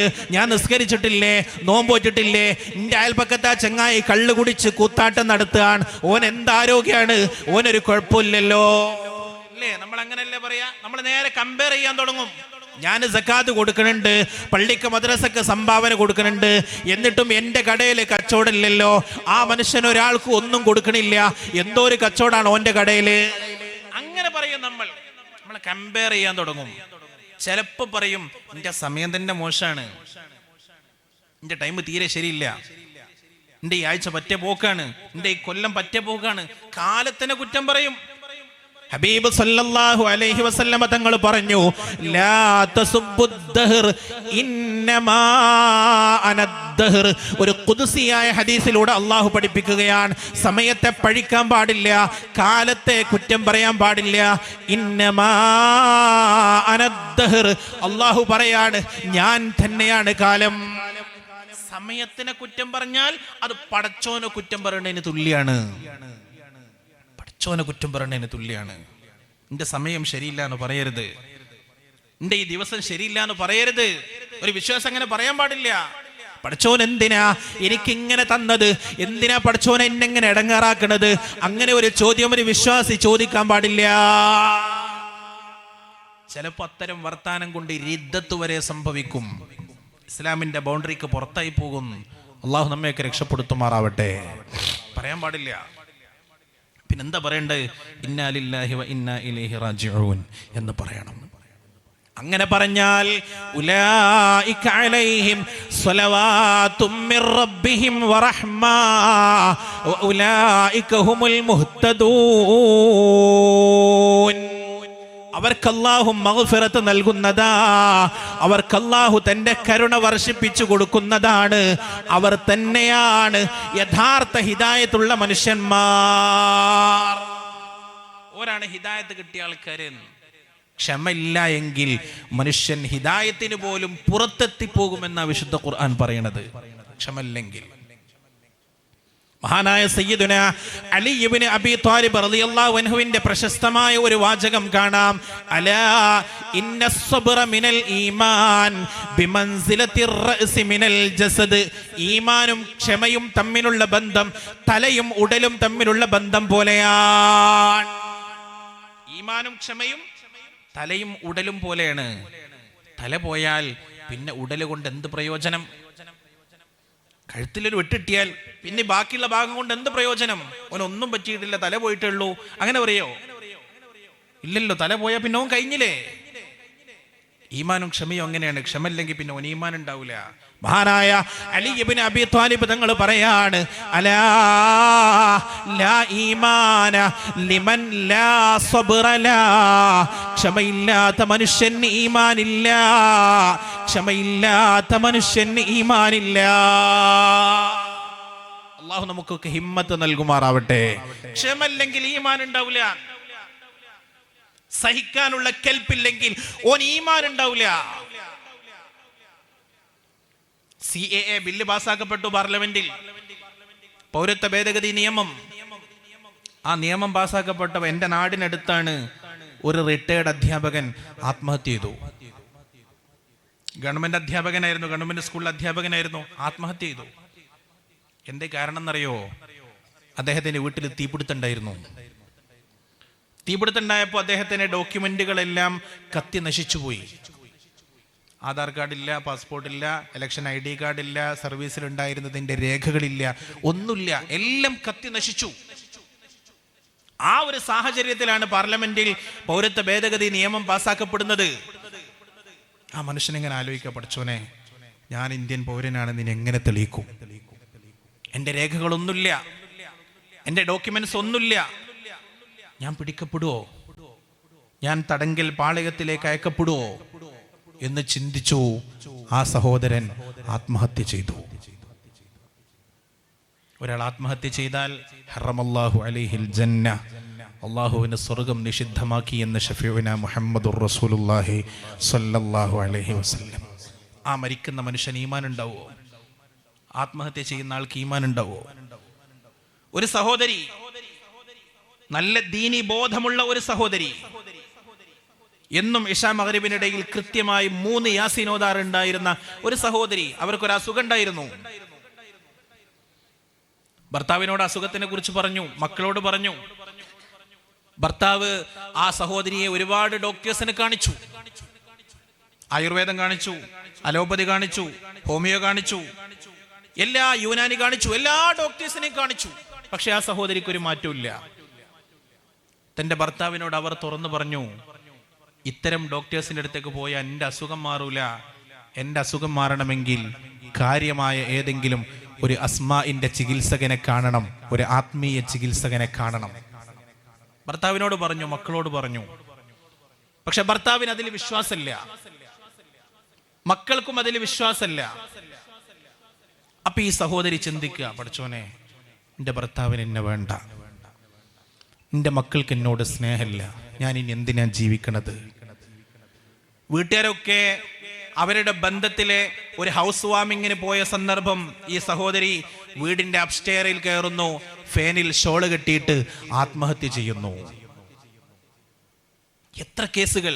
എനിക്കറിയുന്ന 2 കേസ് ഞാൻ പറഞ്ഞു എന്ന് മാത്രം. ഇങ്ങനെ എത്ര കേസുകൾ, എത്ര കേസുകൾ!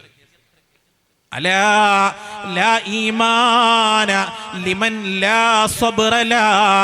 ക്ഷമയില്ലാത്ത മനുഷ്യന് ഈമാനില്ല, ക്ഷമയില്ലാത്ത മനുഷ്യന് ഈമാനില്ല. പ്രയാസങ്ങൾ വരുമ്പോ റബ്ബിന്റെ റഹ്മത്ത് പ്രതീക്ഷിച്ച് ആ പ്രയാസങ്ങൾ നീങ്ങിപ്പോകുന്നത് ക്ഷമയോടെ, സഹനതയോടെ കാത്തു നിൽക്കുന്നവനാകണം വിശ്വാസി എന്നാണ് മഹാനായ അലി ഇബ്നു അബീ ത്വാലിബ് തങ്ങൾ പഠിപ്പിക്കുന്നത്. മസ്ജിദുൻ നബവിയിലെ മിമ്പറിലേക്ക് റസൂലുള്ളാഹി സ്വല്ലല്ലാഹു അലൈഹി വസല്ലം തങ്ങൾ കയറി വരികയാണ്. വെള്ളിയാഴ്ച ദിവസങ്ങളിൽ മാത്രമല്ല, എന്തെങ്കിലും പ്രധാന നിർദ്ദേശങ്ങൾ നൽകാനുണ്ടാകുമ്പോ മിമ്പറിൽ കയറി നിൽക്കൽ മുത്തുനബിയുടെ പതിവായിരുന്നു. ഹബീബ് മിമ്പറിലേക്ക് അങ്ങ് കയറിയപ്പോൾ ഒരു കൂട്ടം സ്വഹാബത്ത് മിമ്പറിന്റെ ചുറ്റും വന്ന് ഹൽഖയായി റൗണ്ടായിട്ടിരിക്കുകയാണ്. ഹബീബ് സല്ലല്ലാഹു അലൈഹി വസല്ലം ആ സ്വഹാബത്തിനോട് ചോദിക്കുകയാണ്, മൻ അന്തും, നിങ്ങളാരാണ്? നിങ്ങളാരാന്ന് നബിക്കറിയാത്തത് കൊണ്ടല്ല, നബി തങ്ങളൊരു നല്ല അധ്യാപകനാണ്. ഇന്നമാ ബുഇസ്തു മുഅല്ലിമൻ മുയസ്സിറാ. ആളുകൾക്ക് സരളമായി, സിമ്പിളായി കാര്യങ്ങൾ വിശദീകരിച്ചു കൊടുക്കുന്ന ഒരു അധ്യാപകനായിട്ടാണ് ഞാൻ നിയുക്തനായതെന്ന് റസൂലുള്ളാഹി സ്വല്ലല്ലാഹു അലൈഹി വസല്ലം. അധ്യാപകരുടെ കയ്യിൽ ചില ടീച്ചിങ് ടെക്നിക്കുകൾ ഉണ്ടാവുമല്ലോ, ടീച്ചിങ് മെത്തേഡുകൾ ഉണ്ടാവും. നമ്മളൊരു കാര്യം കുട്ടികൾക്ക് പഠിപ്പിച്ചു കൊടുക്കാൻ ഉദ്ദേശിക്കുന്നുവെങ്കിൽ ആ കാര്യം ഡയറക്റ്റ് ആയിട്ട് പറഞ്ഞു കൊടുക്കാതെ അതിന്റെ സൂചനകൾ കൊടുക്കും, അതിന്റെ ഹിൻസ് കൊടുക്കും. അങ്ങനെ കുട്ടികളെ കൊണ്ട് ആ കാര്യം പറയിപ്പിക്കും. ഇത് ടീച്ചിങ്ങിന്റെ ഒരു മെത്തേഡാണ്. നബി സല്ലല്ലാഹു അലൈഹി വസല്ലം തങ്ങൾ അങ്ങനെ ഒരു മെത്തേഡ് ഇവിടെ ഉപയോഗിക്കുകയാണ്. സ്വഹാബത്തിനോട് ചോദിച്ചു, നിങ്ങളാരാണ്?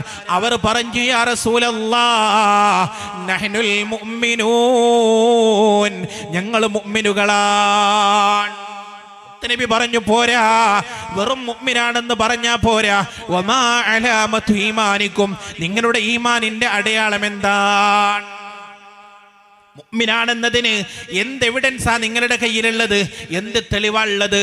അവർ പറഞ്ഞു, യാ റസൂലല്ലാഹ്, നബിയേ, ഞങ്ങളിൽ 3 സ്വഭാവ ഗുണങ്ങളുണ്ട്. ഒന്ന്, നസ്ബിറു അലൽ ബലാ, ഞങ്ങൾ ഇടങ്ങേറ് ക്ഷമിക്കുന്നവരാണ്. വനഷ്കുറു ഫിർറഖാ, അല്ലാഹു സമൃദ്ധി തന്നാൽ, അല്ലാഹു ക്ഷേമം തന്നാൽ നന്ദി ചെയ്യുന്നവരാണ്. 3, വനറല്ലാഹ് ബിമവാഖിഇൽ ഖളാ, അല്ലാഹു എന്തൊന്ന് വിധിച്ചാലും അതിൽ അസന്തുഷ്ടി കാണിക്കാതെ, അസംതൃപ്തി കാണിക്കാതെ അത് പൂർണ്ണമായി തൃപ്തിപ്പെടുന്നവരാണ്. അതിൽ പൂർണ്ണമായി മാനസികമായ തൃപ്തി പ്രകടിപ്പിക്കുന്നവരാണ്. ഞങ്ങളിൽ 3 ഗുണങ്ങളുണ്ട്. ഞങ്ങൾ ക്ഷമിക്കാറുണ്ട്, സബറുണ്ട്, ശുക്റുണ്ട്, അതുപോലെ റിളാ. ഈ 3 സ്വഭാവങ്ങളാണ് ഞങ്ങളിലുള്ളത്. നോക്കൂ സ്വഹാബത്തിന്റെ ജീവിതം. നസ്ബിറു അലൽ ബലാ, സ്വഹാബത്തിനെ പോലെ ഇടങ്ങേറുകൾ ക്ഷമിച്ച സഹിച്ച ഏത് മനുഷ്യരായി ഭൂമി ലോകത്തുള്ളത്? അവർ സഹിച്ചതിന്റെ 1000-1 പോലും എൻ്റെ പ്രിയപ്പെട്ടവരെ നമ്മൾ സഹിക്കുന്നില്ല, നമ്മൾ അനുഭവിക്കുന്നില്ല. മദീന പള്ളിയിൽ എന്നും സുബ്ഹ് നിസ്കാരത്തിന് മഹാനായ റസൂലുള്ളാഹി തങ്ങളുടെ തൊട്ട് പിന്നിൽ സ്ഥാനം പിടിച്ച ഒരു സ്വഹാബി ഉണ്ടായിരുന്നു. എന്നും സുബ്ഹ് നിസ്കാരത്തിന് ആ സ്വഹാബി 1-ാം സഫിലുണ്ടാകും. നിസ്കാരം കഴിഞ്ഞാൽ പിന്നെ ആ സ്വഹാബി അവിടെ ഇരിക്കാറില്ല. പെട്ടെന്ന് തന്നെ പള്ളിയിൽ നിന്ന് ഇറങ്ങിയിട്ട് വീട്ടിലേക്ക് ഓടിപ്പോവുകയാണ്. നിസ്കാരം കഴിഞ്ഞാൽ പിന്നെ അവിടെ ഇരിക്കൂല, വേഗം പോവും. ഹബീബ് സല്ലല്ലാഹു അലൈഹി വസല്ലം ആ സ്വഹാബിയെ എന്നും നിരീക്ഷിക്കുമായിരുന്നു. ഒരു ദിവസം ആ സ്വഹാബിയോട് പറഞ്ഞു, സുഹൃത്തേ, അല്പനേരം ഇവിടെ ഇരുന്നൂടെ? ഞങ്ങളുടെ കൂടെ ദിക്റിലൊന്ന് സംബന്ധിച്ചൂടെ? ദുആയിലൊന്ന് പങ്കെടുത്തൂടെ? എന്തിനാ പെട്ടെന്ന് വീട്ടിലേക്ക് ഓടുന്നത് എന്ന് ചോദിച്ചപ്പോ ഈറനണിഞ്ഞ കണ്ണുകളുമായി കണ്ണുനീരൊലിപ്പിച്ചുകൊണ്ട് ആ സ്വഹാബി നബി തങ്ങളോട് തന്റെ കഥ വിശദീകരിക്കുകയാണ്. യാ റസൂലല്ലാഹ്, നബിയേ, ഞാനിട്ട ഈ ഡ്രസ്സ് കണ്ടില്ല നബിയേ, കീറാത്ത, നിസ്കരിക്കുമ്പോൾ ധരിക്കാൻ ഉതകുന്ന ഈ ഒരു ഡ്രസ്സല്ലാതെ മറ്റൊരു വസ്ത്രം എൻ്റെ വീട്ടിലില്ല. നിസ്കാരം കഴിഞ്ഞ് വീട്ടിലെത്തിയിട്ട് എൻ്റെ ഭാര്യയ്ക്ക് ഇത് അയച്ചു കൊടുക്കണം. അവൾ നിസ്കരിക്കാൻ എന്നെ കാത്തു നിൽക്കുകയാണ്. ഈ ഡ്രസ്സ് കിട്ടിയിട്ട് വേണം എൻ്റെ ഭാര്യയ്ക്ക് സുബഹി നിസ്കരിക്കാൻ.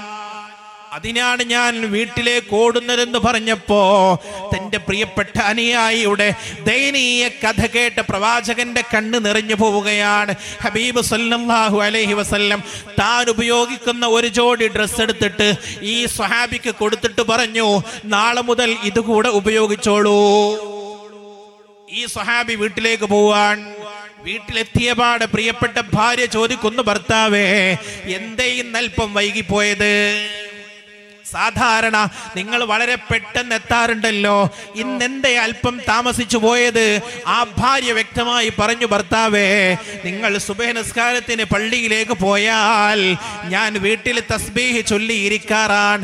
300 തസ്ബീഹ് ആകുമ്പോഴേക്ക് നിങ്ങൾ വീട്ടിലേക്ക് തിരികെ വന്ന് കയറാറുണ്ട്. ഇന്ന് 350 തസ്ബീഹായി, നിങ്ങൾ എന്തേ വൈകിയത്? ഈ സ്വഹാബി തന്റെ പ്രിയപ്പെട്ട ഭാര്യയോട് നടന്നതെല്ലാം വിശദീകരിച്ചു കൊടുത്തു. റസൂലുള്ളാഹി തങ്ങൾ എന്നെ പിടിച്ചു വെച്ചു, എന്നോട് പെട്ടെന്ന് വരാനുള്ള കാര്യങ്ങൾ ചോദിച്ചു. ഞാനെല്ലാം മുത്തുനബിയോട് പറഞ്ഞു. ഹബീബിദാ സമ്മാനമായി ഒരു ജോഡി ഡ്രസ്സ് നമ്മൾക്ക് തന്നിട്ടുണ്ടെന്ന് പറഞ്ഞപ്പോ ദീനീ ബോധമുള്ള പ്രിയപ്പെട്ട ഭാര്യ തന്റെ ഭർത്താവിനെ ശാസിക്കുകയാ. തന്റെ ഭർത്താവിനോട് പറയുന്നു, അമാ ശകൗതല്ലാഹ് ഇലാ റസൂലില്ലാഹ്. ഭർത്താവേ, അല്ലാഹു തന്ന പ്രാരാബ്ധങ്ങളെ കുറിച്ച്, അല്ലാഹു തന്ന ദാരിദ്ര്യത്തെ കുറിച്ച് നിങ്ങൾ ഹബീബിനോട് പരിഭവം പറഞ്ഞോ? റബ്ബിനോട് മുത്തനബിയോട് പരാതി പറഞ്ഞോ? അത് ശരിയായില്ല ഭർത്താവേ. അല്ലാഹു തന്നത് നമ്മൾ ക്ഷമിക്കേണ്ടവരാണ്, സഹിക്കേണ്ടവരാണ്. അത് സൃഷ്ടികളെ അറിയിക്കേണ്ടവരല്ല. അങ്ങനെ ചെയ്തോ? ശരിയായില്ല. എന്നിട്ട് എന്ത് ചെയ്തു എന്നറിയോ? ഭാര്യ ഭർത്താവിനോട് പറയാണ്, ഹബീബ് സല്ലല്ലാഹു അലൈഹി വസല്ലമ തങ്ങൾ തന്ന ഈ ഡ്രസ് ഉണ്ടല്ലോ, നമ്മളിത് ധരിക്കണ്ട, നമ്മൾക്കിത് എടുത്തു വെക്കാം. മരിച്ചാൽ കഫംപുടയായിട്ട് ഹബീബിന്റെ ഈ വസ്ത്രം നമ്മൾക്ക് ഉപയോഗപ്പെടുത്താം. അതെടുത്തു വെച്ചു, ആ വസ്ത്രം എടുത്തു വെച്ചു. നോക്കൂ, അങ്ങനെയുള്ളൊരു ഇടങ്ങേറ് നമ്മൾ അനുഭവിക്കുന്നുണ്ടോ? നമ്മുടെ വീട്ടിലൊക്കെ എത്ര ഡ്രസ്സുള്ളത് നമുക്ക്. ഒരു കല്യാണം വന്നാൽ എത്ര ജോഡി ഡ്രസ്സുകളാണ് നമ്മൾ വാങ്ങണത്. മാസത്തിൽ ഒരു 4 കല്യാണം ഉണ്ടെങ്കിൽ 4 കല്യാണത്തിനും 4 ജോഡി ഡ്രസ്സ് മിനിമം നമുക്ക് വേണ്ടേ? നമ്മൾ അങ്ങനല്ലേ ജീവിക്കണത്?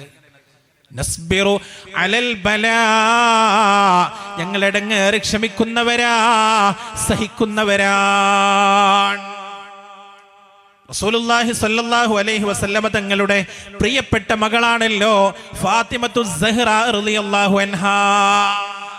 ഫാത്തിമത്തു ബിൽഗത്തും മിന്നീ, ഫാത്തിമ എൻ്റെ കരളിന്റെ കഷ്ണമാണെന്ന് മുഹമ്മദുർ റസൂലുള്ളാഹി സല്ലല്ലാഹു അലൈഹി വസല്ലം.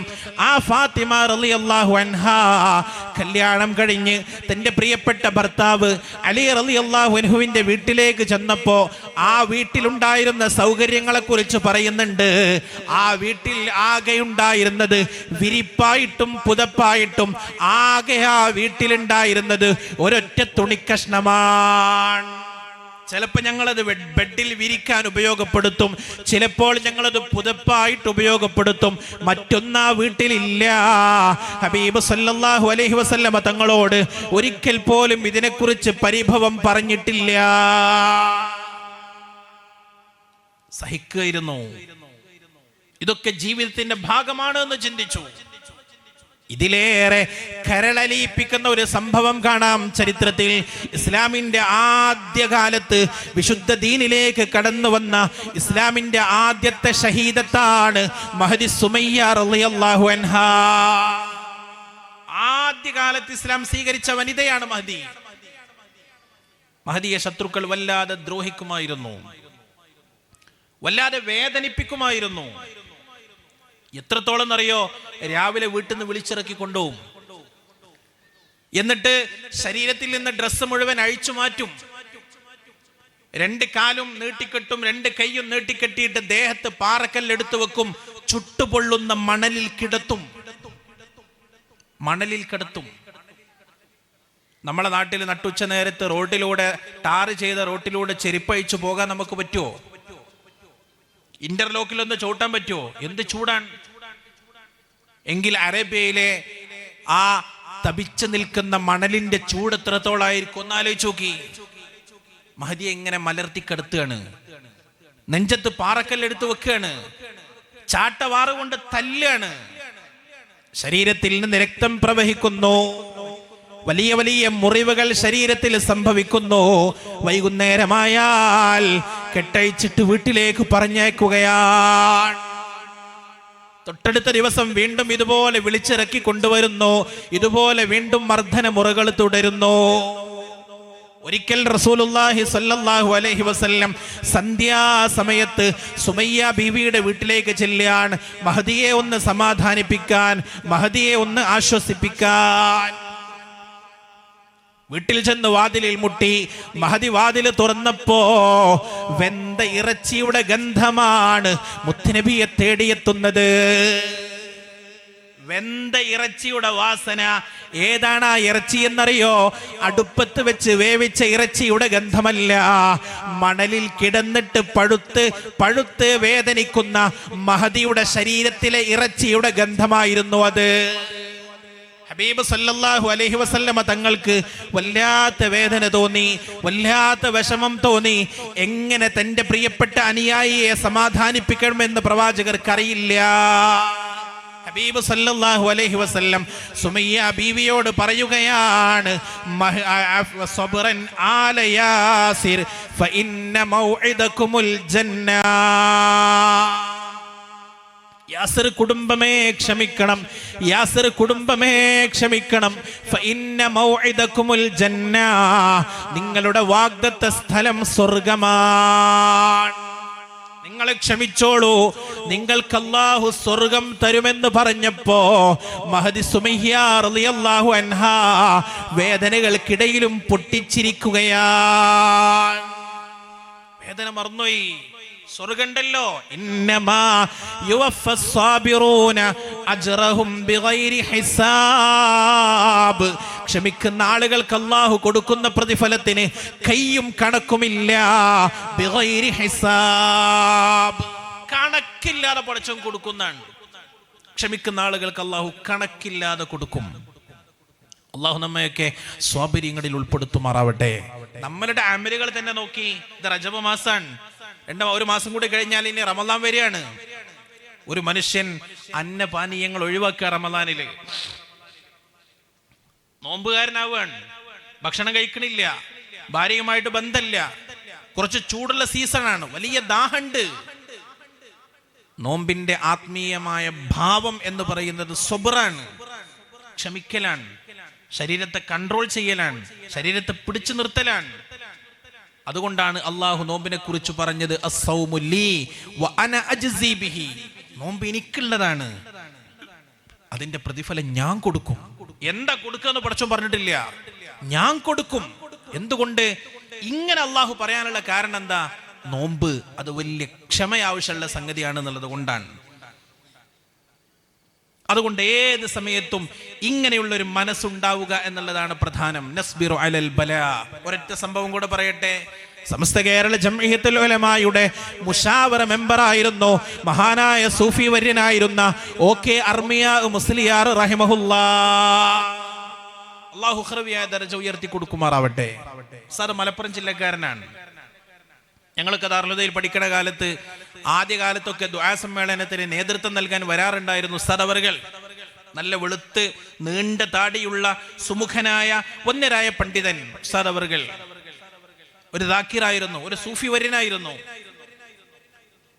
വയസ്സായ സമയത്ത് ഒരിക്കൽ ഉസ്താദ് വീണു, കാലിന്റെ തുടയിൽ പൊട്ടി. വാർദ്ധക്യ സമയം ആ എല്ല് പൊട്ടിയും കൂടി ചെയ്താൽ മിക്കവാറും അത് ക്ലിയർ ആവാനും ആ ജോയിന്റ് പഴയ രൂപത്തിലാവാനും ഒക്കെ വലിയ പ്രയാസല്ലേ. ഉസ്താദിനെ ഹോസ്പിറ്റലിൽ കൊണ്ടുപോയി, ഓപ്പറേഷൻ ചെയ്തു, കാലിൽ സ്റ്റീലിട്ടു. അങ്ങനെ നിവർന്ന് കിടക്കുകയാണ്. ചിലപ്പോൾ രാത്രി അറിയാതെ ഉറക്കത്തിൽ ചെരിഞ്ഞു. ചെരിയുമ്പോ ഓപ്പറേഷൻ ചെയ്ത കാല് വേദനിക്കും. വേദനിക്കുന്ന സമയത്ത് ആ മഹോന്നതനായ പണ്ഡിതന്റെ നാവിലൂടെ വരുന്ന ചില വാക്കുകളുണ്ട്. വേദനിക്കുമ്പോ പറയാ, പഠിച്ചോനെ, ഇവിടെ നീ എന്നെ എത്ര വേണമെങ്കിലും വേദനിപ്പിച്ചോ അല്ലാ, ആഖിറത്തിലെ വേദനകൾക്ക് നീ എന്നെ വിധേയനാക്കല്ല അല്ലാ. ഓപ്പറേഷൻ ചെയ്ത കാല് വേദനിക്കുമ്പോ പറയാണ്, ഇവിടത്തെ വേദന എനിക്ക് സഹിക്കാൻ കഴിയുന്നതാണല്ലാ, ആഖിറത്തിലെ വേദന എനിക്ക് സഹിക്കാൻ കെൽപ്പില്ല അല്ലാ. നസ്ബിറു അലൽ ബലാ. എടങ്ങേറ് ക്ഷമിക്കുക എന്നത് ഈമാനിന്റെ ഏറ്റവും പ്രധാനപ്പെട്ട അടയാളമാണ്. രണ്ടാമത്തതോ വനഷ്കുറു ഫിർറഖാ. അല്ലാഹു സമൃദ്ധി തന്നാൽ, അല്ലാഹു ക്ഷേമം തന്നാൽ ഞങ്ങൾ അല്ലാഹുവിന് നന്ദി രേഖപ്പെടുത്തുന്നവരാണ്. ശുക്ർ ഉണ്ടാകുക എന്നുള്ളതാണ്. ശുക്ർ ഉണ്ടാകുക, നന്ദിയുള്ളൊരു മനസ്സുണ്ടാകുക. പ്രയാസങ്ങൾ ഉണ്ടാവും, ബുദ്ധിമുട്ടുകൾ ഉണ്ടാവും, പക്ഷെ എന്നാലും ഒരാൾ ചോദിച്ചാൽ അൽഹംദുലില്ലാഹ്, അൽഹംദുലില്ലാഹ്. ഇത് നമ്മൾ ജീവിതത്തിന്റെ ഒരു ചിട്ടയായി കൊണ്ടു നടക്കേണ്ടതാണ്. ഇപ്പൊ നമ്മുടെ നാട്ടിൽ ഒരാൾ വീട്ടിലൊരു കല്യാണം കഴിഞ്ഞു, ആയിരക്കണക്കിന് ആളുകൾ വന്നിട്ടുണ്ട്, എല്ലാവർക്കും നല്ല ഭക്ഷണം കൊടുത്തിട്ടുണ്ട്. എല്ലാം കഴിഞ്ഞതിന് ശേഷം ഇയാളോട് ഒരാൾ ചോദിക്കുകയാണ്, അല്ല കല്യാണമൊക്കെ ഇപ്പൊ എങ്ങനെ ഉണ്ടായിരുന്നു? ആ കുഴപ്പമൊന്നുമില്ല, ഒരുവിധം എങ്ങനെയായിട്ട് കഴിഞ്ഞു, ഇങ്ങനെ പറയാം. അൽഹംദുലില്ലാഹ് പറയില്ല. ഒരു കച്ചവടക്കാരനോട് കച്ചവടമൊക്കെ എങ്ങനെയുണ്ട്? ആ തട്ടാതെ മുട്ടാതെ എങ്ങനെയായിട്ട് പോണുണ്ട് എന്ന് പറയും. അൽഹംദുലില്ലാഹ് പറയില്ല.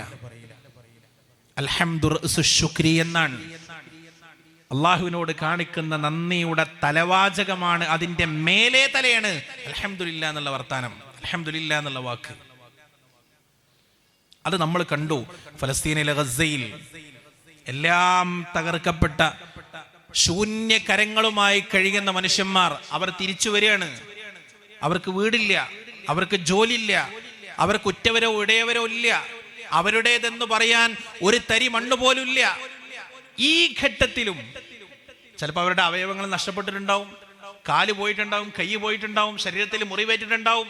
എന്നാലും എങ്ങനെയുണ്ട് എന്ന് ചോദിക്കുമ്പോ പത്രമാധ്യമങ്ങളോട് അവർ നിറകണ്ണുകളോടെ പറയുന്നൊരു വാചകണ്ട്, അൽഹംദുലില്ലാ.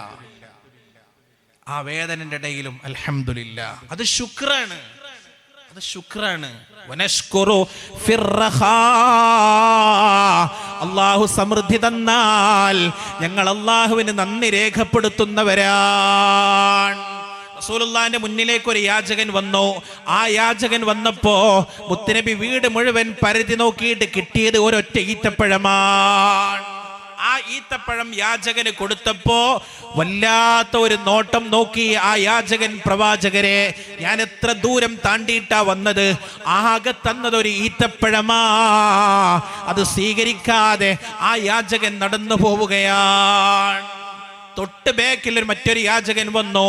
ആ യാചകനും മുത്തുനബി ഇതേ ഈത്തപ്പഴം കൊടുത്തപ്പോ സന്തോഷത്തോടെ അത് സ്വീകരിച്ചുകൊണ്ട് യാചകൻ പറയുന്നു, തംറത്തും മിർ റസൂലില്ലാഹ്, അല്ലാഹുവിന്റെ ഹബീബ് തന്ന ഈത്തപ്പഴമാണല്ലോ ഇത്. ആദരവോടെ സ്വീകരിച്ചു, ബഹുമാനത്തോടെ സ്വീകരിച്ചു, എന്നിട്ടത് കഴിച്ചു. മുത്തനബി തന്റെ ഭാര്യമാരിൽ ഒരാൾ അടുത്തേക്ക് ആളെ പറഞ്ഞയച്ചു.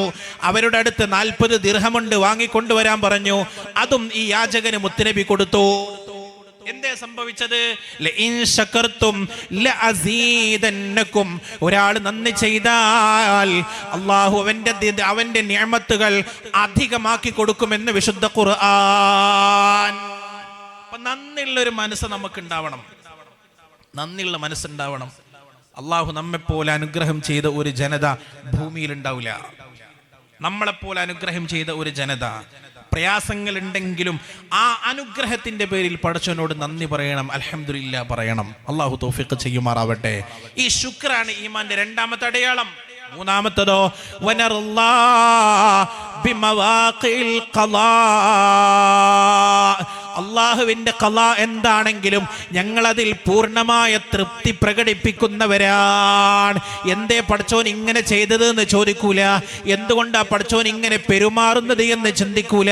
റബ്ബിന്റെ ഖളാ അല്ലേ, അതിൽ പൂർണ്ണമായി ഞങ്ങൾ തൃപ്തിപ്പെടുന്നവരാ. വിശുദ്ധ ഖുർആനിൽ മനസ്സിന് വല്ലാതെ ശക്തി പകരുന്ന ഒരായത്തുണ്ട് എൻ്റെ പ്രിയപ്പെട്ടവരെ. ഖുലില്ലാഹുമ്മ മാലിക്കൽ മുൽക്ക് തുത്തിൽ മുൽക മൻ തശാ വതൻസിഉൽ മുൽക മിമ്മൻ തശാ വതുഇസ്സു മൻ തശാ വതുദില്ലു മൻ തശാ ബിയദിക്കൽ ഖൈർ. അല്ലാഹുവേ, മാലിക്കൽ മുൽക്ക്, സർവ അധികാരങ്ങളുടെയും ഉടമസ്ഥനായ റബ്ബേ, തുത്തിൽ മുൽക മൻ തശാ, ഉദ്ദേശിക്കുന്ന ആളുകൾക്ക് നീ അധികാരം നൽകുന്നു അല്ലാഹ്. വതൻസിഉൽ മുൽക മിമ്മൻ തശാ, ഉദ്ദേശിക്കുന്നവരിൽ നിന്ന് അധികാരം നീ പിഴുതെടുക്കുന്നു അല്ലാഹ്. വതുഇസ്സു മൻ തശാ, ചിലർക്ക് നീ ദുനിയാവിൽ വലിയ ആദരവ്, ബഹുമാനം, ഇസ്സത്ത് നൽകുന്നു. വതുദില്ലു മൻ തശാ, ചിലരെ നീ ദുനിയാവിൽ ഒന്നുമല്ലാതാക്കി തീർക്കുന്നു. എന്ത് ചെയ്താലും ബിയദിക്കൽ ഖൈർ, പടച്ചോനെ നീ തരുന്നതെല്ലാം ഖൈറാ, നീ നൽകുന്നതെല്ലാം ഖൈറാൻ. ഇതൊരു വിശ്വാസിയുടെ വിശ്വാസാണ്. പടച്ചോൻ എന്ത് തന്നാലും ഖൈറാൻ. സമ്പത്ത് തന്നാൽ ഖൈറാണ്, ദാരിദ്ര്യം തന്നാലും ഖൈറാൻ. സമ്പത്ത് തന്നാൽ പള്ളികൾക്ക് സഹായിക്കാം, സാധുക്കളെ സഹായിക്കാം, ദീനീ സംരംഭങ്ങൾക്ക് സ്വതഖ കൊടുക്കാം, ഖൈറാൻ. ദാരിദ്ര്യം തന്നാലോ അതും ഖൈറാണ്. അല്ലാഹു സുബ്ഹാനഹു വ തആലാന്റെ അടുത്ത് പാരത്രിക ലോകത്ത് ധനാഢ്യരായ ആളുകൾ സ്വർഗത്തിലെത്തുന്നതിന്റെ 500 കൊല്ലം മുമ്പ് സ്വർഗത്തിലെത്തുന്നവരാണ് എൻ്റെ ഉമ്മത്തിലെ സാധുക്കളായ മനുഷ്യന്മാരെന്ന് മുഹമ്മദുർ റസൂലുള്ളാഹി സ്വല്ലല്ലാഹു അലൈഹി വസല്ലം. ദാരിദ്ര്യവും ഖൈറാണ്. പടച്ചവന്റെ അടുത്ത് അത്ര ഹിസാബ് കുറയില്ലേ? ഖൈറാൻ. അസുഖം വന്നാൽ ഖൈറാൻ. അല്ലാഹു ദോഷങ്ങൾ പുറത്തു തരില്ലോ. ആരോഗ്യമുണ്ടെങ്കിൽ അതും ഖൈറാൻ. പള്ളി പോകാം, സ്കരിക്കാം, അധ്വാനിക്കാം, ദീനിന്റെ സേവനം ചെയ്യാം, ഖൈറാണ്. അല്ലാഹു എന്ത് തന്നാലും ഖൈറാൻ. ബിയദിക്കൽ ഖൈർ. അല്ലാഹു എന്ത് തന്നാലും ഖൈറാൻ, എന്ത് തന്നാലും ഖൈറാ. നോക്കൂ നിങ്ങൾ, ഒരു മനുഷ്യനെ സംബന്ധിച്ചിടത്തോളം സാധാരണ അവനെ ബാധിക്കുന്ന 2 അസുഖങ്ങളല്ലേ? ഒന്ന് പനിയും മറ്റൊന്ന് തലവേദനയും. പനിക്കാതെ മനുഷ്യന്മാരുണ്ടാവില്ല, തലവേദന ഇല്ലാത്തവരുണ്ടാവില്ല. ജോ സർ രഖ്താ ഹേ ദർദ് സർ രഖ്താ ഹേ എന്ന തലയുള്ളവനൊക്കെ തലവേദന ഉണ്ടാവും. പനിയും ഇടയ്ക്കിടെ മനുഷ്യനെ ബാധിക്കും. പനി ഉണ്ടാവും. രണ്ടും സിമ്പിളായ രണ്ട് അസുഖങ്ങളാണ്. ഒരു നിലക്ക് സിമ്പിളാണ്. ഇപ്പൊ ക്യാൻസർ പോലൊന്നല്ലല്ലോ തലവേദന എന്ന് പറഞ്ഞാൽ, സിമ്പിളാണ്. പനിയും ഒരു പാരസിറ്റാമോളോ അല്ലെങ്കിൽ ഒരു ഡോളോ കഴിച്ചാൽ സുഖപ്പെടാവുന്നതേ ഉണ്ടാവുള്ളൂ. മിക്കവാറും പനികളൊക്കെ സിമ്പിളായ രണ്ട് അസുഖങ്ങളാണ്. പക്ഷേ ഈ രണ്ട് അസുഖങ്ങൾ ഒരു മനുഷ്യന് ബാധിച്ചാൽ ഹബീബ് സല്ലല്ലാഹു അലൈഹി വസല്ലമ തങ്ങൾ പഠിപ്പിക്കുകയാണ്, പനി വന്നങ്ങ് സുഖമാകലോടുകൂടെ, അവന്റെ തലവേദന വിട്ടുമാറലോടുകൂടെ ആ മനുഷ്യന്റെ ദോഷങ്ങളെല്ലാം അള്ളാഹു പുറത്തു കൊടുക്കുകയാണ്. പനി വന്നാൽ നബി തങ്ങൾ അതിനെ ഉപമിക്കുന്നത് തുരുമ്പ് വന്ന ഇരുമ്പിനോടാണ്. ഇരുമ്പിന് തുരുമ്പ് വന്ന നമ്മൾ എന്താ ചെയ്യുക? അതിനെ ഒരു കൊല്ലന്റെ അടുത്ത് കൊണ്ടുപോയി കൊടുക്കും. ആ കൊല്ലൻ അതിനെ അടുപ്പിൽ വെച്ചിട്ടൊന്ന് ചൂടാക്കും. അത് പഴുപ്പിച്ചെടുത്ത് അവന്റെ ആ തറയിൽ വെച്ച് രണ്ടടിയൊക്കെ അടിച്ച് ഒന്ന് വെള്ളത്തിലിട്ട് മുക്കി പുറത്തെടുക്കുമ്പോഴേക്ക് അതിന്റെ തുരുമ്പൊക്കെ അങ്ങ് പോയിട്ടുണ്ടാവും. എന്നതുപോലെയാണ് ഒരു വിശ്വാസിയായ മനുഷ്യന് തലവേദന വന്നാൽ, ഒരു വിശ്വാസിയായ മനുഷ്യന് പനി വന്നാൽ, ആ പനി ഭേദമാകലോടുകൂടെ അള്ളാഹു അവന്റെ ദോഷങ്ങളെല്ലാം പുറത്തു കൊടുക്കുമെന്ന് ശഫീഉൽ വറ മുഹമ്മദുർ റസൂലുള്ളാഹി സ്വല്ലല്ലാഹു അലൈഹി വസല്ലം.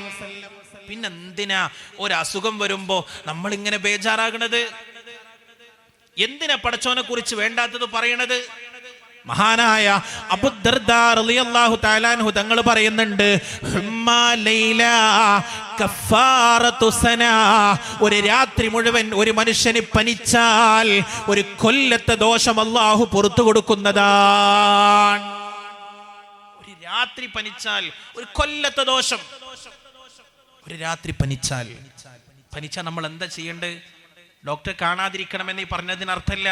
ഡോക്ടേഴ്സിനെ കാണാം, മരുന്ന് കഴിക്കാം, ഒക്കെ ചെയ്യാം. പക്ഷേ പടച്ചോൻ തന്നതല്ലേ, ഖൈറുണ്ടാകും എന്ന് ചിന്തിക്കണം. പടച്ചോനെ കുറ്റം പറയാൻ പാടില്ല. പിച്ചും പേയും പറയരുത്. മുർത്തദ്ദായി പോകും വിധത്തിലുള്ള വർത്താനങ്ങൾ പറയരുത്. മരുന്ന് കഴിച്ചോളൂ, ഉമ്മ കഞ്ഞിണ്ടാക്കി തന്നാൽ അത് കുടിച്ചോളൂ, നന്നായിട്ട് പുതച്ച് കിടന്നുറങ്ങിക്കോളൂ, ഒരു കുഴപ്പമില്ല.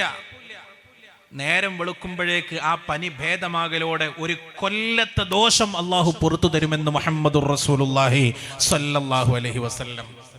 ഒരു രാത്രി പനിച്ചാൽ അബൂ ഹുറൈറ റളിയല്ലാഹു തആല അൻഹു തങ്ങൾ പറയുന്നുണ്ട്, പനിയേക്കാൾ ഇഷ്ടപ്പെട്ട വേറൊരു അസുഖവും എനിക്കില്ല. എനിക്ക് രോഗങ്ങളുടെ കൂട്ടത്തിൽ ഏറ്റവും ഇഷ്ടപ്പെട്ട അസുഖമാണ് പനി. ചെറിയൊരു ക്ഷീണം ഉണ്ടാവും, ശരിയാണ്, പുറച്ചു കിടക്കാലോ. അതോടൊപ്പം ബോണസ് കിട്ടുകയാണ്, അള്ളാഹു ദോഷങ്ങളൊക്കെ പുറത്തിരും. മഹാനായ അബ്ദുല്ലാഹി ഇബ്നു സയ്യിദ് റളിയല്ലാഹു തആല അൻഹു അല്ലാഹുവിനോട് ദുആ ചെയ്യുകയാ, അല്ലാഹുവേ എനിക്ക് പനി തരണേ അല്ലാ, എനിക്ക് പനി തരണേ അല്ലാ. സയ്യിദ് ഇബ്നു സാബിത്ത് റളിയല്ലാഹു അൻഹു പനിക്ക് വേണ്ടി പടച്ചവനോട് ദുആ ചെയ്യുകയാണ്. പക്ഷേ മഹാനവർകളെ ഡിമാൻഡ് വെച്ചു, റബ്ബേ എനിക്ക് പനി തരണം, പക്ഷേ ആ പനി കൊണ്ട് എൻ്റെ ജമാഅത്ത് മുടങ്ങാൻ പാടില്ല, എൻ്റെ ഹജ്ജ് ഉംറകൾക്ക് തടസ്സമാകാൻ പാടില്ല, എനിക്ക് മുത്തനബിയോട് കൂടെയുള്ള യുദ്ധത്തിന് ആ പനി ഒരു വിഘ്നമാകാൻ പാടില്ല. ഹജ്ജ് മുടങ്ങാത്ത, ജമാഅത്ത് മുടങ്ങാത്ത, യുദ്ധത്തിന് തടസ്സമാകാത്ത വിധത്തിലുള്ള പനി പടച്ചോനെ എനിക്ക് തരണേ എന്ന് ദുആയിരുന്നു. പനിക്കും വേണ്ടി ദ്വാരക്കുക. നമ്മളങ്ങനെ ദുആ ചെയ്യാൻ പാടില്ല. നമ്മൾ അള്ളാഹുവിനോട് ചോദിക്കേണ്ടത് ആരോഗ്യമാണ്, നമ്മൾ റബ്ബിനോട് ചോദിക്കേണ്ടത് ആഫിയത്താണ്.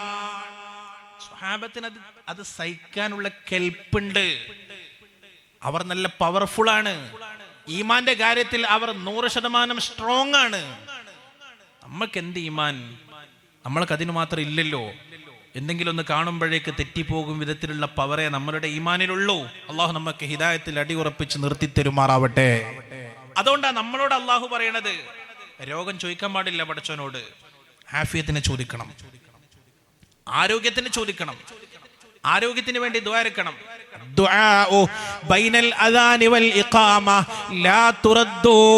ബാങ്കിന്റെയും ഇഖാമത്തിന്റെയും ഇടയിലുള്ള പ്രാർത്ഥന അള്ളാഹു തട്ടിക്കളയൂല എന്ന് പറഞ്ഞപ്പോ സ്വഹാബത്ത് ചോദിച്ചു, യാ റസൂലല്ലാഹ്, റബ്ബിനോട് ഞങ്ങൾ എന്താണ് ആ സമയത്ത് ചോദിക്കേണ്ടത്? മുത്തനബി പറഞ്ഞു കൊടുത്തു, സലുല്ലാഹൽ ആഫിയ, നിങ്ങൾ അല്ലാഹുവിനോട് ആഫിയത്തിനെ ചോദിക്കണേ, ആരോഗ്യം ചോദിക്കണേ. കാരണം ഹിദായത്ത് കഴിഞ്ഞാൽ ഒരു മനുഷ്യൻ അല്ലാഹു നൽകുന്ന ഏറ്റവും പ്രധാനപ്പെട്ട നിഅമത്ത് ശാരീരികാരോഗ്യമാണ്, അവന്റെ ആഫിയത്താണ്. ഈമാൻ കഴിഞ്ഞാൽ പിന്നെ ഏറ്റവും വാല്യൂ ഉള്ള നിഅമത്താണ് ആരോഗ്യം. പഠിച്ചവനോട് ആരോഗ്യം ചോദിക്കണം, ആഫിയത്തിനെ ചോദിക്കണം. പെട്ടെന്ന് മനുഷ്യർ രോഗികളാകുന്ന കാലഘട്ടമാണ്. ഇന്നലെ വരെ നമ്മളോട് ചിരിച്ചു കളിച്ച് വർത്താനം പറഞ്ഞ ആള് രാവിലെ എണീക്കുമ്പോ അവന്റെ നടുവിലൊരു വേദന, പൊന്താൻ കഴിയണില്ല, എണീക്കാൻ കഴിയണില്ല. പിന്നെ നിരന്തരമായ ട്രീറ്റ്മെന്റ് ആണ്, ടെസ്റ്റുകളാണ്. ടെസ്റ്റുകൾക്കിടെ ഒടുവിൽ റിസൾട്ട് വന്നു, ഊരക്ക് ക്യാൻസർ ആണ്. ഉണ്ടായ സംഭവമാട്ടോ ഞാൻ ഈ പറയണത്. അള്ളാഹു ശിഫ നൽകുമാറാവട്ടെ. ഇന്നലെ വരെ ഒരു കുഴപ്പമില്ല, നേരം വെളുത്ത് ബെഡിൽ നിന്ന് എണീക്കാൻ പറ്റുന്നില്ല. സുഹൃത്തിന് ക്യാൻസർ ആയിരുന്നു. എൻ്റെ നാട്ടിനടുത്ത് നടന്നൊരു സംഭവ. ഒരു സുഹൃത്ത് ബസ് ഡ്രൈവറാണ്. ഒരു ചൊവ്വാഴ്ച രാത്രി വരെ ആ സുഹൃത്ത് ബസ് ഓടിച്ചു. ബസ് അവസാനം അതിന്റെ പാർക്കിംഗ് ഏരിയയിലേക്ക് എത്തി. വൈകുന്നേരം രാത്രി സമയമാണ്. ബസ് പാർക്ക് ചെയ്തു, ബസ് സ്റ്റോപ്പാക്കി, വീട്ടിലെത്തിയപ്പോൾ എന്തോ ഒരു അസ്വസ്ഥത, ഒരു തളർച്ച. പെട്ടെന്ന് കോഴിക്കോട് മെഡിക്കൽ കോളേജിലേക്ക് കൊണ്ടുപോയി.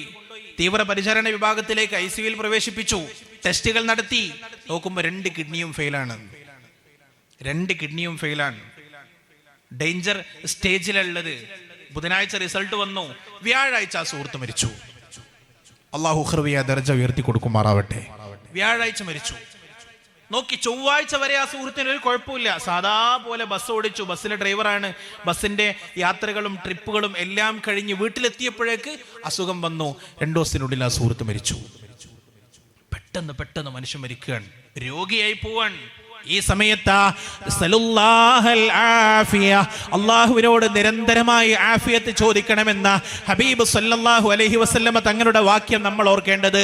ഓരോ സുബ്ഹ് നിസ്കാരത്തിനും പ്രത്യേകമായി നമ്മൾ ചെയ്യുന്ന പ്രാർത്ഥനയുണ്ടല്ലോ, ഖുനൂത്ത്.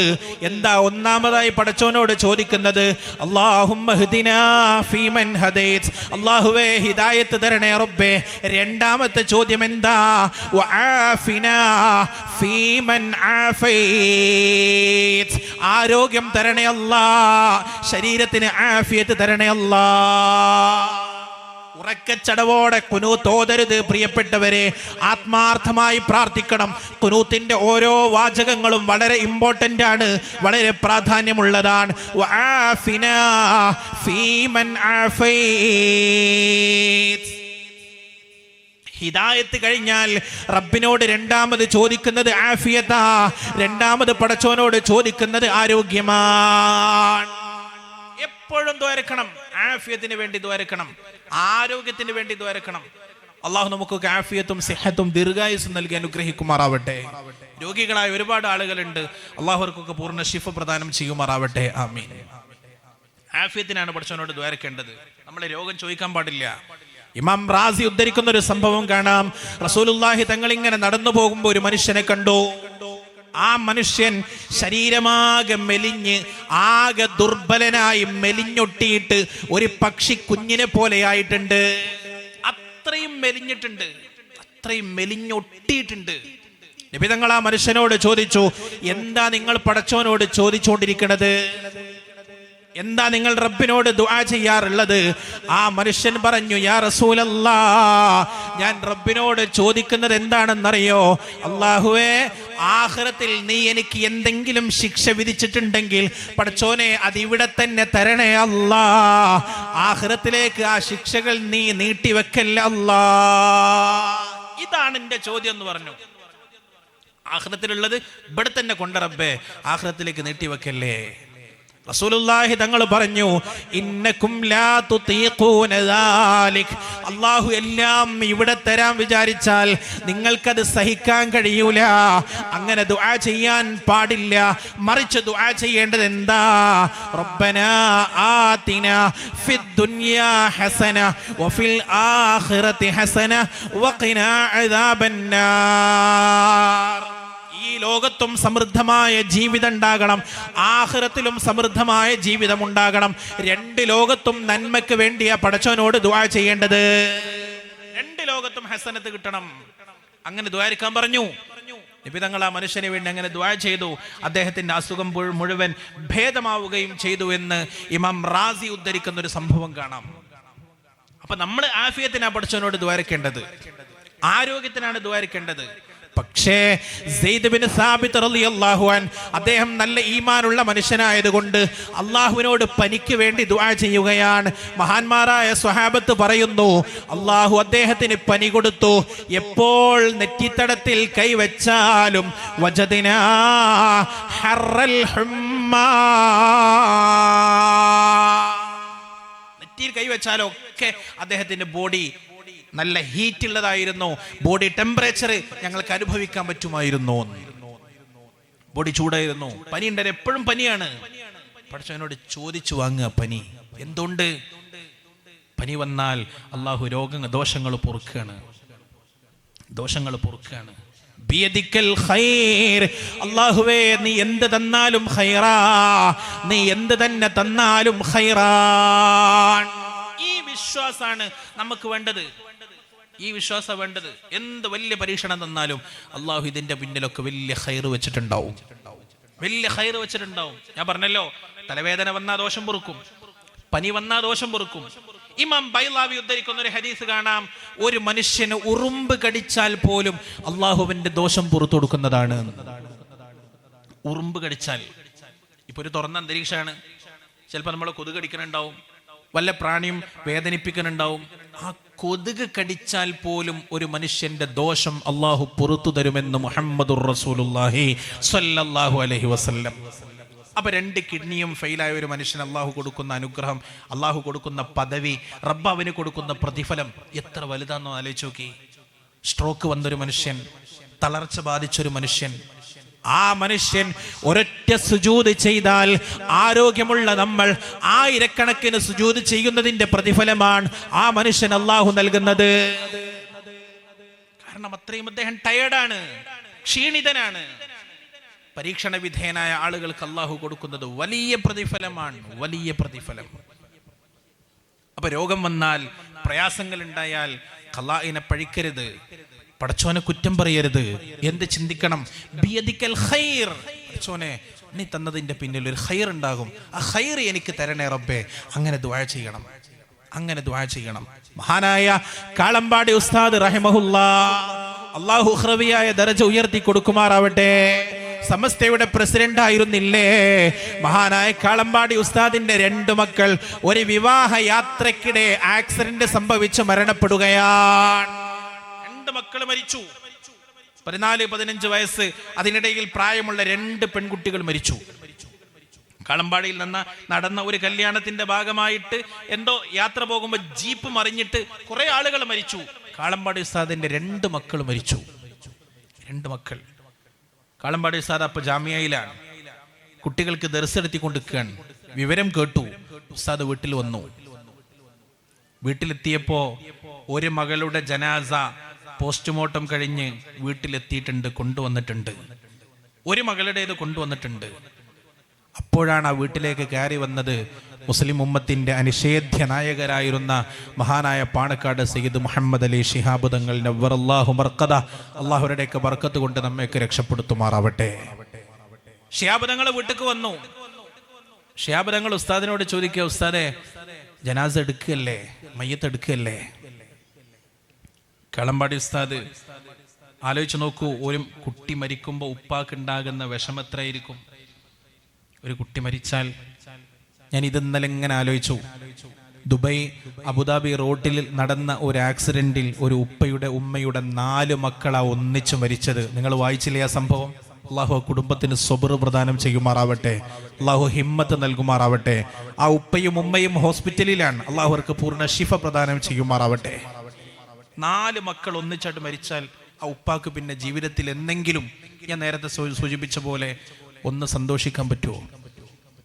ഒന്ന് മനസ്സറിഞ്ഞ് ചിരിക്കാൻ പറ്റുമോ? 4 മക്കളാണ് മരിക്കണത്. കാളമ്പാടി ഉസ്താദിന് ആ ഒരു ഉപ്പാന്റെ വേദന എത്ര വലുതായിരിക്കും? ഞാൻ ഓർക്കാറുണ്ട്, എൻ്റെ അകന്ന കുടുംബത്തിൽപ്പെട്ട ഒരു സുഹൃത്തിന് ഒരു മോളുണ്ടായിരുന്നു. ആ മോൾക്ക് ജന്മനാ വൈകല്യ, കിടന്ന കിടപ്പ് എണീക്കാൻ മോക്ക് കഴിയില്ല, സംസാരിക്കാൻ കഴിയില്ല. 20 വയസ്സ്, 19-20 വയസ്സ് വരെ ആ കുട്ടി അങ്ങനെ കിടന്ന കിടപ്പിലാണ്. മലമൂത്ര വിസർജനം നടത്തുന്നത് പോലും അവിടെയാണ്. ആ കുട്ടി മരിച്ചു. ആ കുട്ടി മരിച്ചിട്ട് ഉപ്പ കരയാണ്, ഉമ്മ കരയാണ്. ഒരു വെള്ളിയാഴ്ച ജുമാക്ക് ഞാൻ നാട്ടിലാണ്, എന്നെ വിളിച്ചിട്ട് വാ നമ്മൾ സിയാറത്ത് ചെയ്യാൻ പോവാന്ന് പറഞ്ഞിട്ട് എന്നെയും കൂട്ടിയിട്ട് ഉപ്പ പോവുകയാണ്. ഉപ്പ കരയാ. ഖബറിന്റെ അടുത്തെത്തിയപ്പോ ഞാനിങ്ങനെ ആലോചിച്ചു, ഈ ഉപ്പ എന്തിനായിരിക്കും കരയണുണ്ടാകുക? കാരണം വൈകല്യമുള്ള കുട്ടി വീട്ടിലുണ്ടാകുമ്പോൾ ഈ ഉപ്പാക്കുമ്മാക്ക് വീട് പൂട്ടിയിട്ട് പുറത്തു പോകാൻ പറ്റൂലല്ലോ. ഒരു കല്യാണത്തിന് പോകാൻ പറ്റൂല, ഒരു സൽക്കാരത്തിന് പോകാൻ പറ്റൂല. വീട്ടിലാരെങ്കിലും വേണ്ടേ? ഈ കുട്ടിയെ നോക്കണ്ടേ? ഇത്ര വയസ്സുള്ളൊരു കുട്ടിയെ ചുമന്നു കൊണ്ടുപോകാന്ന് പറഞ്ഞ പ്രയാസമല്ലേ? അപ്പോൾ ഒരു നിലയ്ക്ക് ചിന്തിച്ചാൽ ആ ഉപ്പ സന്തോഷിക്കല്ലേ വേണ്ടത്? എൻ്റെ ഒരു ഇടങ്ങേറ് തീർന്നിട്ടല്ലോ എന്ന് ആലോചിച്ചിട്ട് സന്തോഷിക്കല്ലേ വേണ്ടത്? പക്ഷെ അങ്ങനല്ല, ആ ഉപ്പ കരയാണ്. എന്തുകൊണ്ട്? കുട്ടി ഏത് തരത്തിലുള്ള കുട്ടിയാണെങ്കിലും ആ കുട്ടിയുടെ വിയോഗം, വേർപാട് ഒരു ഉപ്പയെ സംബന്ധിച്ചിടത്തോളം സഹിക്കാൻ കഴിയാത്ത ഒരു പ്രയാസമാണ്. സഹിക്കാൻ കഴിയില്ല. അള്ളാഹു നമ്മൾക്കും നമ്മുടെ മക്കൾക്കൊക്കെ ദീർഘായുസ്സും ആഫിയത്തും നൽകുമാറാവട്ടെ. ജീവിതകാലത്ത് മകന്റെ അല്ലെങ്കിൽ മക്കളുടെ ശരീരത്തിലേക്ക് മണ്ണ് വാരിടുക എന്ന് പറഞ്ഞാൽ ആ ഉപ്പാന്റെ മനസ്സ് വല്ലാതെ ഇടങ്ങാറാകുന്ന ഒരു ഘട്ടാണത്. മഹാനായ കാളമ്പാടി ഉസ്താദിന്റെ 2 മക്കളാ മരിച്ചത്. 2 മക്കൾ. ശിഹാബ് തങ്ങൾ ചോദിക്കാണ്, ഉസ്താദേ മയ്യത്ത് എടുക്കല്ലേ, ജനാസ എടുക്കല്ലേ? കാളമ്പാടി ഉസ്താദ് ഒരിറ്റ് കണ്ണീര് പോലും പുറത്തൊഴുക്കാതെ, ഗദ്ഗത കണ്ഠനാകാതെ, മനസ്സ് പതറാതെ തങ്ങളോട് പറയാ, തങ്ങളെ ഒരുത്തിയല്ലേ വന്നുള്ളൂ, മറ്റോളും കൂടി ഇങ്ങോട്ട് എത്തിക്കോട്ടെ, ഏതായാലും പറഞ്ഞയക്കല്ലേ, 2 ആളെ ഒന്നിച്ച് പറഞ്ഞയക്കാലോ എന്ന് പറഞ്ഞു. മറ്റേ മോളോട് ഇങ്ങ് എത്തിക്കോട്ടെ, 2 പേരെയും ഒന്നിച്ച് പറഞ്ഞയക്കാം. കരഞ്ഞിട്ടില്ല, കണ്ണീര് പൊഴിച്ചിട്ടില്ല. വേദനിക്കാത്തത് കൊണ്ടല്ല, മനസ്സ് നൊമ്പരപ്പെടാത്തത് കൊണ്ടല്ല, മറിച്ച് ബിയദിക്കൽ ഖൈർ, പടച്ചോനെ നീ തരുന്നതെല്ലാം ഖൈറാ. നീ ഇങ്ങനെ ഒരു ഇടങ്ങേറി എനിക്ക് തന്നിട്ടുണ്ടെങ്കിൽ അതിന്റെ പിന്നിൽ ഒരു ഖൈറുണ്ടാകുമല്ലോ. ആ ഖൈറിനെ കാത്തിരിക്കുകയായിരുന്നു മഹാനായ കാളമ്പാടി ഉസ്താദ് റഹിമഹുല്ലാഹ്. ആ ഖൈറിനെ കാത്തിരുന്നു. റബ്ബ് തന്ന ഖലായിൽ 100% തൃപ്തിപ്പെട്ടു. അതുകൊണ്ട് ഈമാനിന്റെ മറ്റൊരു ഘടകമാണത് തൃപ്തി ഉണ്ടാകുക. ഒരു വിശ്വാസിയെ സംബന്ധിച്ചിടത്തോളം ഇടക്കിടക്ക് അസുഖം ഉണ്ടാവലൊക്കെ ഖൈറാൻ. പനി വേണം, ചെറിയ ജലദോഷം എന്തെങ്കിലും വരണം, ചെറിയ വേദനകളൊക്കെ ഉണ്ടാവണം. അതുകൊണ്ട് 2 ഉപകാരങ്ങളുണ്ട്.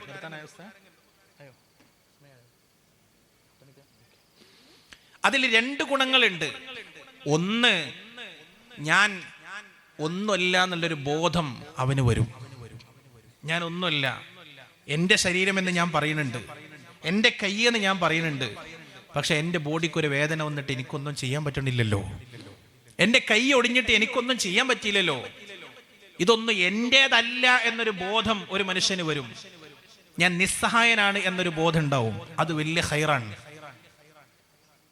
അല്ല, അള്ളാഹു നല്ല ആരോഗ്യം കൊടുത്താൽ അവൻ ചിലപ്പോൾ ധിക്കാരിയായിട്ട് മാറും. ഇപ്പൊ ഫിർഔൻ ഞാൻ ദൈവാണെന്ന് വാദിച്ച ആളായിരുന്നു. അന റബ്ബുക്കുമുൽ അഅ്ല, ഞാൻ നിങ്ങളുടെ ഏറ്റവും വലിയ ദൈവമാണ്, റബ്ബാണെന്ന് വാദിച്ചു.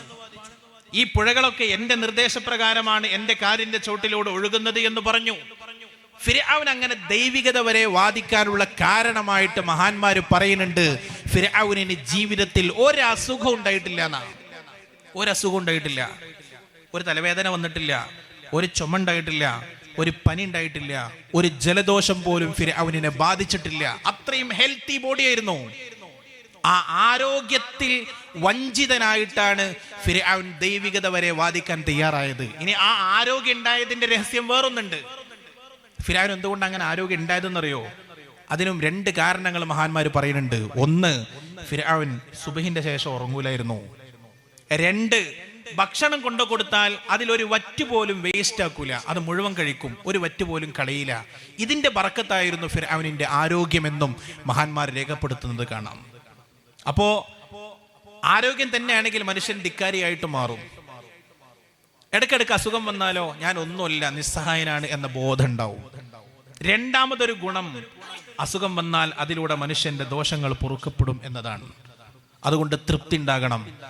റബ്ബ് തരുന്ന പരീക്ഷണം എത്ര വലുതാണെങ്കിലും 2 കൈയും നീട്ടി സന്തോഷത്തോടെ ആ പരീക്ഷണങ്ങളെ സ്വീകരിക്കാനും അതിൻ്റെ പിന്നിലുള്ള ഖൈർ എന്താണെങ്കിലും ആ ഖൈർ പടച്ചവനോട് നിരന്തരമായി ചോദിച്ചുകൊണ്ടിരിക്കാനും നമ്മൾ സന്നദ്ധരാകണം.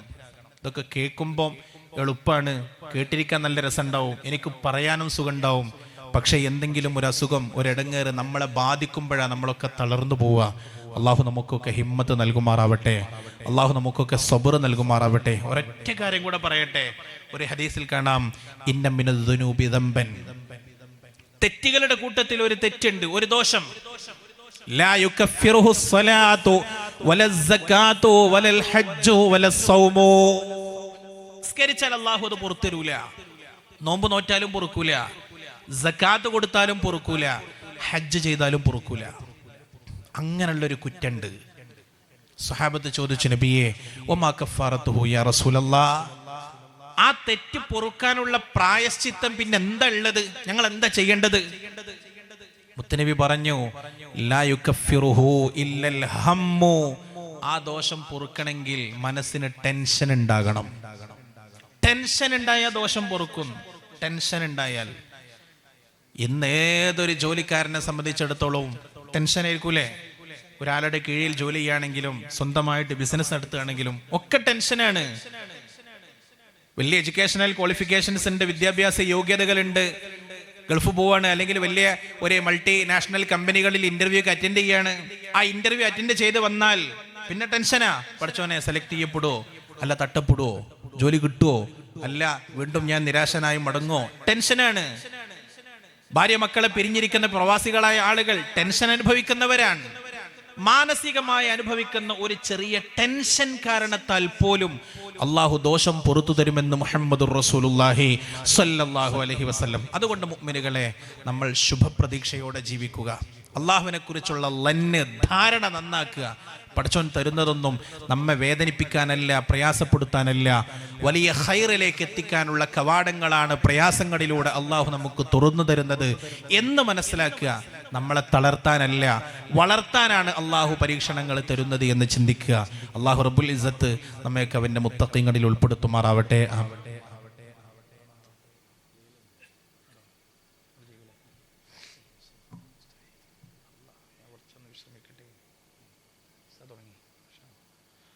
ഇൻഷാ അല്ലാഹ് നമുക്ക് ദുആ ചെയ്യാം. അതിന് മുമ്പ് എന്തോ 1-2 സാധനങ്ങൾ ലേലം ചെയ്യാനുണ്ട്. ഇൻഷാ അല്ലാഹ് അത് ചെയ്യും. ഇൻഷാ അല്ലാഹ് അത് കഴിഞ്ഞ് ദുആ ചെയ്ത് ദുആ കഴിഞ്ഞിട്ടേ പിരിയാവൂ എന്നുകൂടെ ഉണർത്തുന്നു. വഴിതെറ്റി പോകുന്ന ആധുനിക സമുദായത്തെ ധാർമ്മിക മൂല്യങ്ങളെ കൊണ്ട് ബോധവൽക്കരിക്കുകയും മതപരമായ ചിന്താശേഷി വർണ്ണിച്ചു നൽകുകയും ജീവിത രീതിയും സ്വഭാവവും ആത്മീയ ചൈതന്യവും കാലത്തിന്റെ കപട കാഴ്ചകൾ കലർന്നു പോകാതെ പരിശുദ്ധ ദീനിന്റെ തനതായ പാരമ്പര്യം ബോധ്യപ്പെടുത്തുകയും ചെയ്ത് ഐശ്വര്യവും ദാരിദ്ര്യവും എന്ന വിഷയത്തെ ലൈൻ ശകർത്തും ലഅസീദന്നക്കും എന്ന വാക്കുകൾ കൊണ്ട് വിസ്ഫോടനം തീർത്ത ജനമനസ്സിനെ കവർന്നെടുത്ത് അവതരിപ്പിച്ച പ്രഗൽഭവാഗ്മി അൽ ഉസ്താദ് നൗഫൽ ഹുദവി കൊടുവള്ളി 1000 കൃതജ്ഞതകൾ രേഖപ്പെടുത്തുന്നു.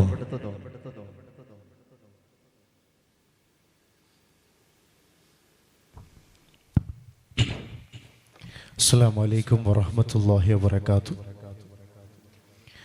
മാഷാ അല്ലാഹ്, ഐശ്വര്യം എന്താണ്, ആ ദാരിദ്ര്യത്തെ ഐശ്വര്യമാക്കാനുള്ള വഴി എന്താണ് എന്ന് നമുക്ക് അവിടുന്ന് വിശാലമായി ബഹുമാനനായ നൗഫൽ ഹുദവി കൊടുവള്ളി അവറുകൾ വിശാലമായി നമുക്ക് വിശദീകരിച്ച് തന്നു. അള്ളാഹു ജീവിതത്തിൽ ഉൾക്കൊള്ളാൻ അള്ളാഹുവെ നീ തൗഫീഖ് നൽകി അനുഗ്രഹിക്കണേ അള്ളാഹ്. ഉസ്താദിനും അതുപോലെ സഹപ്രവർത്തകർക്കും അള്ളാഹു ആഫിയത്തോടെയുള്ള ദീർഘായുസ്സ് നൽകി അനുഗ്രഹിക്കണേ അള്ളാഹ്.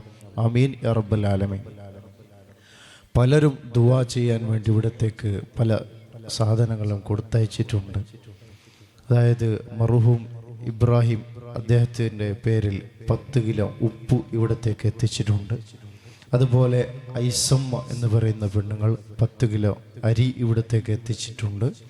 അതുപോലെ ദുആ ചെയ്യാൻ വേണ്ടി 122 രൂപ ഇവിടത്തേക്ക് സംഭാവന നൽകിയിട്ടുണ്ട്.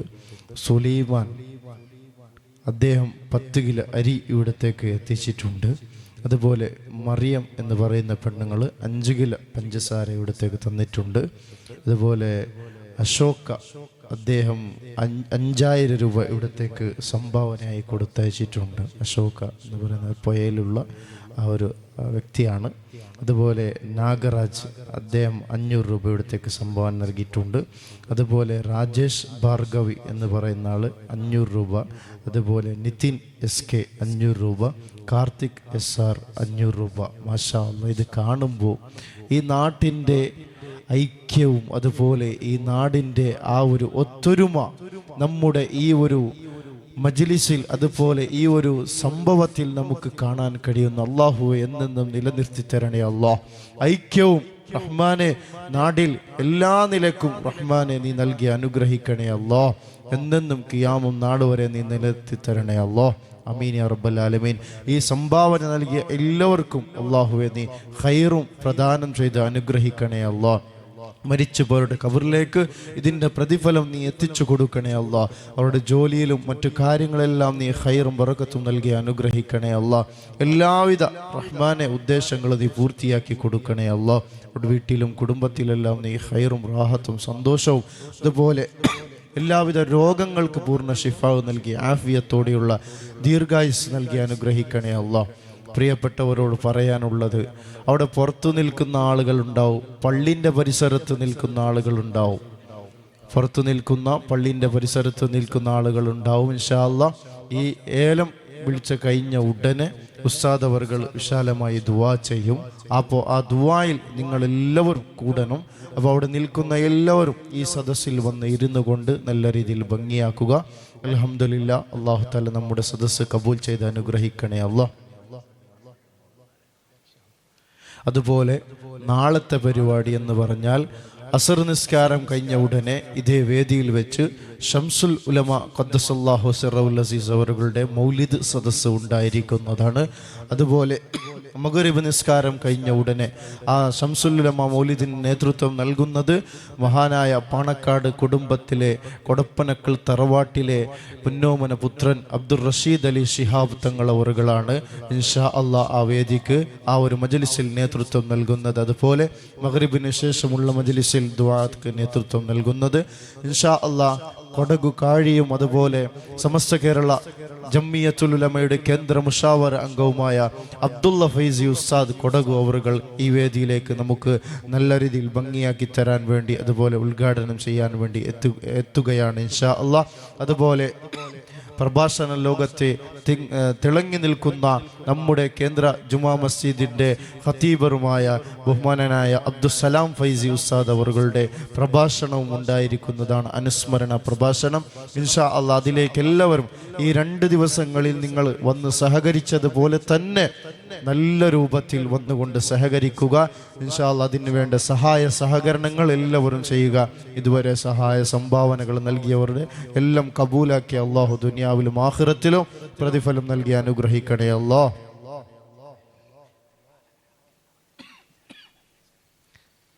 മാഷാ അല്ലാഹ്, ഇന്ന് ചായ കടിയെല്ലാം കൊടുത്തിട്ടുണ്ട്, അത് ബാലക്കാർ കണക്കിൽ എന്ന് അറിയിച്ചിട്ടുണ്ട്.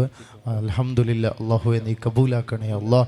അല്ലാഹു അവർക്ക് സ്വർഗീയ ഭക്ഷണങ്ങളും പാനീയങ്ങളും നൽകി അനുഗ്രഹിക്കണേ അല്ലാഹ്. അർശിൻ്റെ തണൽ ലഭിക്കുന്ന യുവാക്കളിൽ അവരെയും ഞങ്ങളെയും നീ ഉൾപ്പെടുത്തി അനുഗ്രഹിക്കണേ അല്ലാഹ്. ആമീൻ യാ റബ്ബൽ ആലമീൻ. അവിടെ പുറത്ത് കാണുന്ന ആ ഒരു കപ്പൽ, പായക്കപ്പൽ, നമ്മുടെ പണ്ടത്തെ ചരിത്ര ഓർക്കുന്ന സമസ്തയുടെ പണ്ഡിതന്മാർ കടന്നു വന്ന ആ ഒരു ചരിത്ര ഓർക്കുന്ന ഒരു രൂപത്തിൽ എല്ലായിടത്തും നിർമ്മിച്ചിട്ടുണ്ട്. അതുപോലെ നമ്മുടെ നാട്ടിലും ഈ ഒരു പരിസരത്ത് നിർമ്മിച്ചിട്ടുണ്ട്. അതിനുവേണ്ടി അഹോരാത്രി കഷ്ടപ്പെട്ട യുവാക്കളാണ്. ആ ഒരു ഭംഗിയാക്കി നമുക്ക് നല്ല രീതിയിൽ 100ാം വാർഷികമാകുമ്പോൾ അതൊരു ഓർമ്മിപ്പിക്കൽ